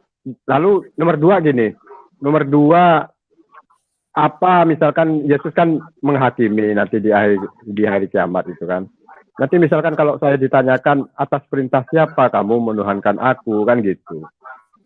Itu gimana jawaban saya gitu kan. Mereka tidak ada perintah gitu. Oke, shalom. Baik, silakan Pak Eri, ada mau tambahkan Pak? Iya, ini sinyal saya kayak teh boleh jeruk, jadi naik turun. Boleh Siapa saya ya? jawab sedikit Pak? Saya mau jawab sedikit aja. Silakan Pak Eri. Silakan, ini yang mau jawab, silakan singkat ya. Kalau ditanya itu di akhirat Pak, jawaban saya sederhana aja Pak. Tutup mata supaya telinga mendengar mana yang baik. Tutup telinga supaya mata melihat mana yang baik. Untuk jawaban dari sisi Alkitab, saya buta tapi saya bisa mendengar suara Tuhan. Tuhan yang bersuara itu harus secara aktif, pribadi, masuk. Saya rasakan sehari-hari. Untuk perdebatan ilmiah, tadi disinggung Pak Aditya ya. Musa di zaman sihir menyihir. Yesus di zaman kedokteran. dari standar sihir menyihir itu, saya bisa melihat Tuhannya Musa atau Tuhannya Firaun yang benar. Dari ukuran kedokteran itu, saya bisa melihat dokter siapa yang paling, dokter Plato, Aristoteles, atau dokternya Yesus. Jika 2001 timbul perdebatan, saya harus bisa mengaplikasikan humanisme itu harus cocok dengan standar-standar keilmuan 2021. Musa lulus standar itu bagi saya. Di zamannya Musa. Yesus di zaman kedokteran yang begitu maju. Dia mencelikan mata, membuka telinga. Lulus dalam pertandingan satu ring, satu wasit. Jadi tips saya cuma itu, Pak. Bapak buka. Jadi lupa saya. Bapak tutup mata supaya telinga peka dan terbuka. Bapak tutup telinga supaya mata tercelik. Terima kasih. Shalom. Maranatha. Baik, terima kasih Pak Damai. Sebelum ke Ibu Delima, Pak Eri ada mau tambah, Pak? Iya, baik. Menarik sekali. Yang bertanya Bapak siapa? Maaf, kalau Pak Pak Iwan. Pak Iwan. Jadi begini, Pak. Itu pertanyaan klasik ya. Saya tidak tahu apakah sepertinya Bapak Muslim, tapi nggak apa-apa, kita sharing ya di sini. Selalu pertanyaannya itu ikut-ikutan dari mulai Ahmad Deda turun ke Zakir Naik dan sekarang di copy paste ke hampir semua orang Islam, tujukan kata Yesus, aku Tuhan dan seterusnya. Banyak Pak, banyak yang membuktikan Yesus Tuhan. Salah satunya yang sempat ikuti tadi Yohanes 8 ayat 28, Yohanes 8 ayat 58 ya. Sebelum Abraham jadi, aku sudah ada. Artinya dia itu internal, kekal. Aku alfa dan omega. Itu menunjukkan dia Tuhan. Lalu yang menarik lagi Pak Jukinsu, kalau boleh bantu saya, itu ayatnya saya lupa. Kamu menyebut aku guru dan Tuhan, dan katamu itu tepat. Aku guru dan Tuhan. Itu aja udah jelas. Tetapi Yohanes biasa 13 ayat 13, Pak. Yohanes 13 Kamu 13. Aku guru dan Tuhan, dan katamu itu tepat sebab memang akulah guru dan Tuhan. Nah, biasanya nanti orang yang sedikit tahu tentang Yunani, mereka merasa sudah jago Yunani, mengatakan ya Tuhan itu kan Tuhan dalam arti kurios dalam bahasa Yunani. Betul, tetapi ingat, I Gusti Ngurah Rai, Gusti Kanjeng siapa gitu ya. Kayak di Jawa tuh nyebut Hamengkubuwono Gusti, nggih Gusti. Tetapi ketika kata Gusti yang sama sebagai kehormatan orang yang dimuliakan, tetapi ini ditujukan kepada Gusti Yesus, ya artinya Tuhan Yesus, begitu. Nah, ketika Yesus mengatakan sebelum Abraham jadi, aku sudah ada, maka dari itu orang-orang Yahudi itu marah mau bunuh dia, tapi belum waktunya. Ya, belum waktunya pada perencanaan Tuhan. Karena apa? Kata-kata itu sama saja mengakui bahwa dia itu Tuhan. Sebelum Abraham ada, aku sudah ada. Sebelum Abraham dilahirkan, aku sudah ada, begitu. Nah, lalu pernyataan, bukan pertanyaan ya, pernyataan bahwa orang Muslim itu justru yang melakukan apa yang dilakukan Yesus. Itu adalah hal-hal yang dilakukan yang tidak esensial daripada ketuhanan Yesus. Ya, kenapa Yesus lahir? Itu kan menurut Quran, dan saya tidak tahu, bukan urusan saya ya. Yesus disunat, ya di Alkitab ada. Yesus sholat, ya nggak jelas. Itu kan menurut Anda, karena Anda kan melakukan sholat. Kemudian Yesus wudhu dan seterusnya. Itu adalah hal-hal lain. Ya, bukan esensial disunat dan lain sebagainya. Dia ketika lahir sebagai manusia, dia harus berkontekstualisasi. Melakukan apa yang dilakukan, yang waktu itu bangsa yang dipilih adalah Israel, Yahudi, maka dia lakukan semuanya itu. Tetapi bukan itu tujuannya, dia hanya berkontekstualisasi, Bapak ya. Nah, pada akhirnya nanti Tuhan lebih menekankan kepada buahnya, buah kehidupan. Ya, kasihi, ada dua hukum yang pada akhirnya itu adalah misi yang utamanya. Jadi hal-hal yang Anda lakukan ya, sholat, ini wudhu, sunat itu adalah hal kontekstualisasi yang Tuhan lakukan pada kala itu, oke ya. Tetapi arahnya, ingat, Yesus pada akhirnya mengatakan, aku menyempurnakan, aku menggenapinya. Oke, pada akhirnya yang hukum dua, yang disimpulkan dua hukum dalam Matius berapa Pak? 27, 38 sampai 40 kurang lebih, tolong dibantu Pak Jukinsu ya. Hukum yang utama dan terutama, yang pertama, kasihi Tuhan Allahmu dengan segenap hatimu, segenap jiwamu, dan seterusnya. Lalu hukum yang kedua yang sama dengan itu, yaitu nilainya sama, yaitu kasihi sesamamu manusia seperti dirimu sendiri. Hablum minallah, hablum minanas. Hanya bedanya hablum minanasnya adalah kepada semua orang sekalipun berbeda, itu bukan musuh yang harus dikasihi dan harus ditolong. Seperti itu Pak. Jadi, lalu yang terakhir, yang penting sekali. Jadi ada jawaban saya juga ada 3 Pak. Pertama, Yesus itu Tuhan, pernyataan secara implisit banyak sekali. Nah, untuk mengalami Tuhan di kekristenan itu tidak bisa dengan ilmu matematika Pak, karena banyak penjelasan di Alkitab itu penuh dengan ada figurasi, ada yang memang tekstual, letterlek ada, jadi harus pinter-pinternya melihat secara teks and konteks, kalau tidak salah kaprah gitu ya. Oke, kemudian untuk mengalami Yesus adalah buka hati, rendah hati, banyak sembahyang Pak. Bagaimana sih caranya itu? Gampang, buka hati, doa saja, dan sambil penjelasan-penjelasan yang masuk akal seperti ini. Ya, penjelasan Kristen itu bukan tidak masuk akal, akalnya yang tidak bisa masuk kalau tidak dengan rendah hati, membuka hati dulu. Terakhir dari saya Pak Jukinsu dan Bapak Ivan. Dan setelah ini maaf waktunya ya, sudah cukup. Kenapa saya percaya Yesus dan saya tidak mendapatkan hidayah untuk meninggalkan Yesus? Saudara-saudaraku sekalian, orang percaya Tuhan melalui nabinya dan kepada kitabnya, tujuan akhirnya adalah surga. Kita tidak usah debat yang macam-macam. Pilihlah surga yang masuk akal. Gitu. Cek di Google saja, gampang. Kesibukan laki-laki di surga apa? Wah, ini debatable. Tetapi buat saya, nalar-nalaran aja lah. Demikian juga bagaimana representasi dari agama kita. ISIS, Taliban, dan lain sebagainya. Udah nggak usah debat ke sana ya. Itu adalah representasi dari apa yang diyakini. Lalu, keabsahan kitab suci. Saya percaya kitab suci Alkitab karena masuk akal Pak.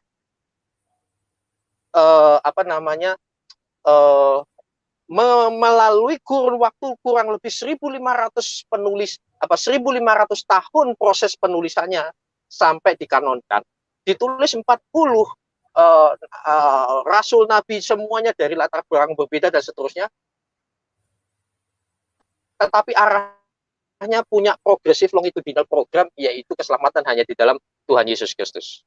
Saya lebih percaya Alkitab dengan proses yang saintifik bisa dibuktikan daripada Alkitab dikatakan jatuh dari langit gedebuk, yakin, tidak usah tanya-tanya, pokoknya sami'nah wa.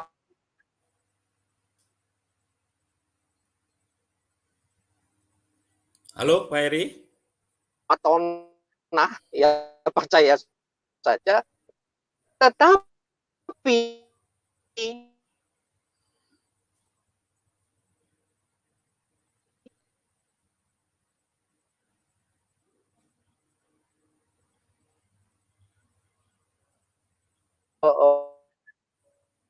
itulah palsu. Jadi secara saintifik dan secara nalar 3 hal tadi sudah terjawab. Tuhan memberkati. Shalom. Baik, terima kasih Pak Heri ya. Itu ya Pak Iwan ya, terima kasih luar biasa Pak Iwan. Nanti di lain waktu kita bisa jelaskan Pak, karena waktu kita terbatas. Ya silakan Ibu Delima, 3 sampai 5 menit Bu waktu kita. Ya. Shalom buat kita semua, pada yang terhormat Pak Heri, Pastor Jukinsu dan lain sebagainya. Pak Yohanes, terima kasih buat sharingnya yang luar biasa, mengingatkan saya pengalaman ilahi. Ya, Pak Iwan nanti bisa belajar lebih lagi. Nah, udah keluar dia. Dan hambanya Bapak siapa ini? Ya, terima kasih buat kesempatan diberikan. Ya, sesuai dengan topik hari ini, ya, bahwa Tuhan Yesus itu ada sebelum Adam. Ini harus saya bagikan karena memang apa yang saya dapat itu nyata ya. Yang saya dapat berkaitan dengan pengalaman yang luar biasa, bahwa Tuhan yang kita sembah itu memang Tuhan kemahahadiran dan kemahakuasaannya itu nyata. Dan adikodrat itu nyata. Memang saya mendapatkan suatu pengalaman ini mungkin dari saudara-saudara saya tidak mungkin. Dan ini harus saya bagikan karena ini merupakan kesaksian. Mungkin Pak Jugensu sudah tahu bagaimana kesaksian saya dari Yohanes 14 ayat 6 juga pernah saya dengar suara itu nyata, dan apapun yang saya dapat untuk keluarga saya itu nyata. Kalau kamu nanti begini, dan ini semuanya nyata. Apalagi sebelum COVID itu, saya ngomong kepada suami saya, nyata. Bulan 4 dia dapat, nyata. Nah, itu doa iman katanya. Kepada orang pedagang saya juga, kamu ini nanti anakmu, nyata. Ada seorang penjual kue juga, nah saya digerakkan Tuhan memberkati kamu, dia butuh uang, betul nyata. Nah, ini saudara-saudara berkaitan dengan judul atau topik pada hari ini. Pada beberapa bulan yang lalu, bulan 4 atau bulan 4 atau bulan 5 itu, saya lupa bulannya, ketika pagi hari, mesbah itu bangun saya keluar dari kamar, saya sudah merasakan hadiratnya, atmosfer itu saya rasakan begitu. Saya sulit untuk mengucapkan kata-kata ya. Saya sulit untuk mengucapkan dengan kata-kata. Intinya hadiratnya itu, atmosfer itu saya rasakan penuh dengan kedamaian. Bahwa Tuhan tuh bilang bahwa aku itu ada sebelum Adam. Jelas sekali. Ya, ada dari hati saya, hati nurani saya. Jelas sekali. Nah, itu bulan, kalau tidak salah bulan 4 atau bulan 5 itu. Makanya ini topik harus saya bagi ke apa yang saya dapat. Benar saudara-saudaraku. Jadi pengalaman-pengalaman adikodrati yang saya alami itu nyata. Dihubungkan dengan anak-anak saya dan suami saya. Nyata. Dan orang-orang di sekitar, dan yang utama adalah dihubungkan dengan pelayanan itu ya. Nah, jadi ini yang saya bagikan. Ya, yang saya dapat bahwa memang dia itu ada sebelum ada. Itu saudara-saudaraku, itu yang saya bagikan Pak Jugensu dan Pak Heri, kesaksian saya. Ya, tidak aku ragu lagi, tidak akan kita ragu lagi. Dialah Alfa dan Omega. Dialah memang Allah. Dialah Tuhan. Ya, saudara-saudaraku yang belum percaya, yang meninggalkan anak-anak yang terhilang. Ayo, nanti dialah yang datang. Yang maha kuasa, penguasa tunggal, hanya di dalam Yesus Kristus. Real, terutama kasihnya, mujizatnya, pengajaran-pengajarannya, firman-Nya ya dan amin. Wow, luar biasa, sempurna. Aku bangga Bapak. Terima kasih buat kesempatan Bapak Jugensu, Pak Heri, Pak Yohanes. Terima kasih Pak ya buat share-nya, mengingatkan pengalaman ilahi saya. Pengalaman ilahi saya ini nyata Pak, atmosfer itu nyata. Wow gitu, itu saja. Terima kasih Tuhan Yesus. Baik, luar biasa. Terpujilah Tuhan kita Yesus Kristus. Luar biasa Ibu Delema ya. Kita lanjut ke Ibu Lisoy. Halo Ibu, silakan Ibu. Saya live dulu ya Pak ya. Ya, makasih ya, Ibu. Ya. Oke, terima kasih. Silakan Bu, terima kasih buat sharingnya, pengalamannya luar biasa, dahsyat.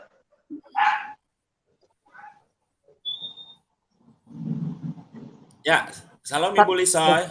Sudah ya, salam Pak untuk kita semua. Salam Bu Lisoy, salam Pak. Saya sedikit aja Pak, saya hanya ingin klarifikasi ada pernyataan Ibu yang tadi yang menyebutkan tentang Katolik, bahwa Katolik, saya ulang, soal saya tadinya nonton di YouTube, biasanya saya nonton di YouTube, tapi karena lihat ada satu kekeliruan, makanya saya masuk. Ini saya ulang lagi tuh halnya YouTube, apanya tadi di YouTube, saya nggak salah dengar. Yang menyatakan bahwa Katolik, katanya pengalamannya anak dari adiknya, Katolik tidak suka karena tidak suka mereka dengan mamanya karena mengikut Tuhan Yesus gitu kan. Nah saya ulang, ternyata benar, saya nggak salah dengar. Ini harus diklarifikasi Pak, karena Katolik itu percaya Tuhan Yesus, nggak ada bedanya ya. Nah ini harus saya luruskan, karena apa? Karena yang mendengar ini kan banyak sekali orang, nanti orang yang mendengar salah pengertian, oh ternyata Katolik tidak percaya Tuhan Yesus, kan gitu nantinya kan. Kalau kita sih orang yang udah sering berinteraksi dengan mereka kan tahu lah persis, apalagi saya kan keluarga dari keluarga besar saya, karena opung saya itu Katolik, jadi keluarga separuh lah dari keluarga besar kita Katolik. Saya tahu persis, jadi kalau kita ibadah Alkitab yang sama yang dibaca, ditelaah Alkitab yang sama, nggak ada bedanya. Kalau berdoa juga dari mereka sama seperti kita, dalam nama Tuhan Yesus. Nah, kan gitu ya. Kami berdoa dan mengucap syukur. Artinya sama persis, nggak ada bedanya. Jadi harus disebutkan Ibu yang tadi bahwa itu pribadinya, pribadi, penerimaan Tuhan Yesus kan pribadi ya. Jadi bukan organisasi gerejanya. Kalau ajaran organisasi gerejanya atau ajaran Katolik itu Tuhan Yesus memang mengikut Tuhan Yesus, cuman mungkin mereka setiap ritual ada namanya disebutkan, selalu ada penyebutan Bapa, Anak dan Roh Kudus gitu kan ya, setiap doa gitu. Hanya untuk klarifikasi ini aja Pak, karena saya tunggu-tunggu tadi klarifikasi takutnya. Terima kasih. Jadi kalau Ibu tadi sudah dengar seperti itu, ya saya pun mau menegaskan maksud Ibu Murwanti tadi dari seluruh cerita memang oknum Ibu, jadi bukan agama, bukan. Betul. Sama sekali bukan. Takutnya pendengarnya salah pengertian Pak. Suryani tadi, saya jelaskan juga ke teman-teman yang di live chat dan yang akan dengar nantinya. Jadi seluruh konteks pembicaraan tadi adalah oknum saudara keponakan Ibu Murwanti. Maka jawaban Ibu Suryani pun menjelaskan bahwa oknum tersebut, maka penjelasannya adalah bisa belum lahir baru, belum memahami, maka doakanlah supaya Roh Kudus. Jadi bukan menuju kepada agama Katoliknya, tidak, tapi oknum. Karena kita percaya Katolik juga percaya kepada Tuhan Yesus. Itu betul. Ibu Lisbeth. Terima kasih konfirmasinya ya. Ibu. Ya. Oke, terima kasih Pak. Oke. Pak Yohanes, ada yang mau ditambahkan sebelum kita closing, Pak? Baik, terima kasih. Yang terakhir dari saya adalah saya ingin membaca di Kisah Rasul pasal yang ke-17 ayat yang ke-31. Demikian Pak ya, saya baca Pak ya. Kisah Rasul pasal yang ke-17 ayat 31. Karena ia, di sini ia pakai huruf besar, telah menetapkan suatu hari pada waktu mana ia dengan adil akan menghakimi dunia oleh seorang yang telah ditentukannya, sesudah ia memberikan kepada semua orang suatu bukti tentang hal itu dengan membangkitkan dia dari antara orang mati. Dari ayat ini saya dapat pemahaman akhirnya nanti penghakiman terakhir Imam Mahdi yang jadi hakim tidak lain adalah orang yang pernah mati, disalibkan, kemudian dibangkitkan. Ini jelas merujuk kepada Tuhan Yesus Kristus. Jadi karena itulah saya berdoa, setiap pemirsa yang bisa ngikutin program pagi hari ini, monggo ya, bukalah hati dengan ikhlas, dengan tulus. Pada akhirnya nanti di akhirat, pada pengadilan yang terakhir, ya Isa atau Yesus Kristus akan mengadili tanpa pandang muka, bukan berdasarkan agama. Dia akan menghakimi semua manusia. Berbahagialah orang yang percaya kepada Yesus, hidup di dalam firman-Nya, menjalankan kehendak-Nya. Dia tidak dihakimi untuk dihukum, melainkan dihakimi untuk terima pahala. Puji Tuhan, terima kasih, Tuhan memberkati Pak. Baik, terima kasih Pak Yohanes. Kebetulan Pak Iwan masih ada, ya. Saya mau titip saja, ya. Nanti mungkin Pak Iwan bisa baca, Pak ya. Biasanya memang saudara-saudara kita itu bertanya ketuhanan Yesus. Nah, saya mau mengatakan bahwa letterlek seperti katakan, apakah karena tadi masih banyak yang di live chat ya menanyakan ya balik-baliknya ke situ juga. Saya mau menjelaskan sedikit saja bahwa kalau letterlek akulah Tuhan dan sembahlah aku, memang tidak akan ada seperti itu, karena pertanyaan seperti itu tentu ya ya disetting seperti itu. Tetapi saya mau mengatakan begini, ya. Bahkan Tuhan sendiri, Sang Bapa itu mengatakan Yesus adalah Tuhan. Nah, jadi nanti Bapak bisa baca Ibrani 5 dan seterusnya, tapi saya baca yang ayat yang ke-8 ya. Ini dia ya, ayat yang ke-8. Ibrani 1 ayat yang ke-8. Nanti Bapak bisa baca ulang-ulang apa maknanya ya. Nah, supaya nggak salah ya. Nah, ini dia.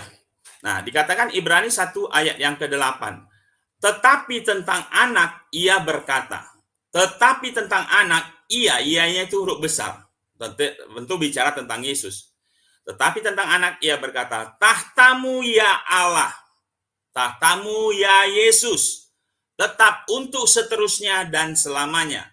Dan tongkat kerajaanmu, maksudnya tongkat kerajaan Yesus adalah tongkat kebenaran.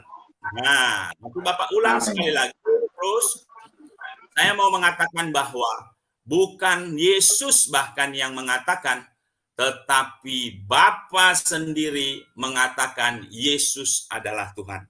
Ya Pak ya. Jadi silakan nanti. Artinya Bapak mengalahkan Yesus juga mungkin ya Pak?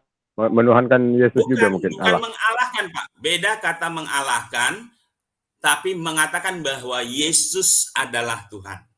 Nah, karena kami mengenal Pak, bukan 3 Tuhan Pak. Tuhan itu tetap esa. Ya. Jadi iya, Bapak manggil ya Allah ya.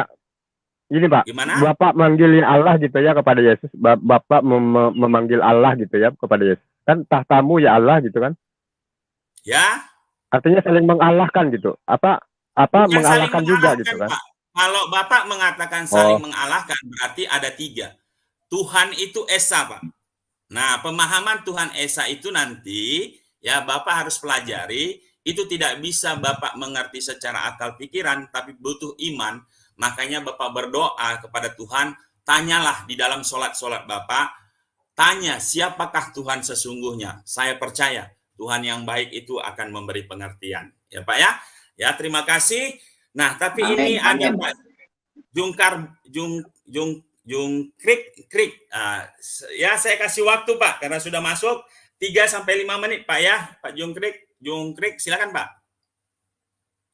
Pak Juangkrik. Ya, silakan Pak. Tuhan berkati Pak. Shalom.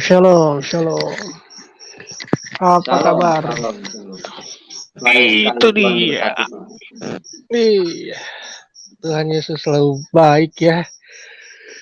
Ini loh, apa namanya? Mereka selalu bertanya di mana apa namanya kok kamu nyembah manusia begitu kan ya. Sekarang yang menyembah manusia siapa? Gitu loh. Yesus itu adalah firman yang menjadi manusia. Ya, dia juga manusia dan juga dia Tuhan, firman gitu. Dan apa namanya mukjizat-mukjizatnya dia kan udah terbukti gitu. Jadi ya gimana ya, kita sebagai pengikut Kristus ya kita ya mengikuti ajarannya juga, mengasihi sesama kita, apalagi mengasihi musuhnya gitu, musuh kita gitu. Jadi iya, Tuhan itu baik loh, Tuhan Yesus baik. Kalau misalnya nggak percaya, kamu bisa tes kok, bisa uji gitu loh. Tuhan kita bisa diuji, bisa dites gitu loh. Kita nggak takut untuk mengatakan bahwa Tuhan kita itu benar. Tuhan itu bisa dites. Itulah Pak Juginsu, Braskes Pak Yohanes Hidayat. Luar biasa. Tuhan berkati Pak, terima kasih. Baik, Iya, Tuhan Yesus selalu berkati. Jelas Tuhan kita itu Tuhan yang hidup dan bisa diajak bertanya ya. Oke, ini malah di hari-hari di detik-detik terakhir ada lagi. Tapi saya kasih, ya saya tetap menghormati, saya kasih waktu 2 menit ya Pak ya. Pak Erben, silakan Pak Erben. Salam. Iya, boleh diskusi dengan Pak Iwan. Dengan Pak Iwan tadi tuh. Singkat saja Pak, karena waktu kita sudah mau habis Pak. Maksud aku, saya dengan Pak Iwan ini namanya ini sebenarnya Munir kalau di tempat lain yang tadi itu yang menuhankan manusia itu katanya kan. Saya Pak dari sini ya. Pak Erben, ya, saya saya kasih ke Bapak saja Pak untuk kasih waktu statement, karena kalau diskusi waktu kita nggak ada, karena sebenarnya sudah habis 8.30 Pak. Pak Erben silakan penjelasan aja Pak. Kapan-kapan aja, aku pikir masih ada waktu. Nggak apa-apa, kapan-kapan aja. Terima kasih semuanya. Oke, terima kasih. Sebelum kita akhiri, kita dengarkan yang satu ini.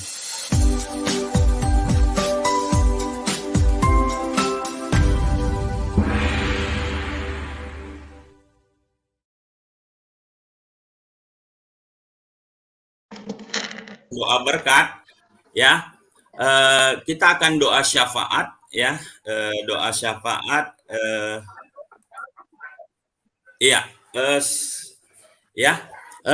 ini ada topik doa syafaat ya, saya akan ambil saja karena waktu kita, lalu nanti doa Bapak kami dan berkat Pak Yohanes Pak ya.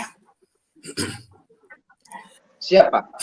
Baik, mari kita berdoa Bapak Ibu. Bapak yang kami sembah di dalam nama Tuhan Yesus Kristus, kami mengucap syukur Tuhan untuk fellowship pagi yang baik ini Tuhan. Semuanya boleh berjalan dengan baik, itu karena kemurahan-Mu bagi kami. Bapak, kami berdoa untuk bangsa kami. Terima kasih untuk bangsa yang besar, yang luar biasa Tuhan. Kami mohon kiranya Engkau yang memberkati, sehingga bangsa kami ini Bapak boleh menjadi berkat dan terlebih mengenal Engkau sebagai Tuhan dan Juru Selamat. Kami memberkati setiap pemimpin-pemimpin yang ada dari pusat sampai daerah ya Tuhan. Berkati Bapak Presiden Jokowi, Wakil, Kabinet, TNI Polri, Yudikatif, Legislatif. Biarlah Engkau memberikan hikmat marifat dari surga sehingga pemimpin-pemimpin bangsa boleh membawa bangsa ini ke arah yang lebih baik dan maju Tuhan. Bahkan kami berdoa untuk gereja-gereja-Mu yang ada di bangsa ini. Kuatkan dan teguhkan gereja ini Tuhan, sehingga kami boleh melayani, terlebih mengabarkan kabar baik kepada banyak orang-orang yang belum mendengarkan kebenaran firman-Mu.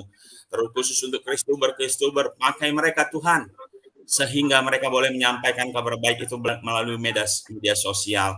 Terkhusus Asosiasi Kristuber yang Kau pakai untuk wadah kami memberitakan kabar baik. Tuhan, berkati setiap YouTuber yang ada di Askri Tuhan, sehingga kami boleh menjadi memberikan kontribusi positif bagi bangsa, pertumbuhan iman bagi bangsa ini, bahkan bagi kemanusiaan. Kami boleh menyampaikan kebenaran Tuhan, sehingga bangsa ini boleh dicelikkan kebenaran, dan mereka boleh mendengar bahwa Yesuslah Tuhan dan Juru Selamat bagi bangsa ini. Terima kasih Tuhan, bahkan untuk Pak Yohanes Hidayat yang boleh menyampaikan kebenaran firman-Mu. Engkau memberkati kehidupan keluarga hamba-Mu ini Tuhan, pelayanan, pekerjaan, usaha buat berhasil untuk kemuliaan nama-Mu saja. Saudara-saudara kami yang masuk di room tadi, berkati juga Tuhan, maupun yang ada di live chat. Biarlah kehidupan mereka juga boleh menjadi berkat bagi orang-orang lain. Terima kasih Bapak, di dalam nama Tuhan Yesus kami sudah berdoa dan mengucap syukur. Amin. Silakan Pak Yohanes. Bapa kami yang di sorga, dikuduskanlah nama-Mu, datanglah kerajaan-Mu, jadilah kehendak-Mu di bumi seperti di sorga.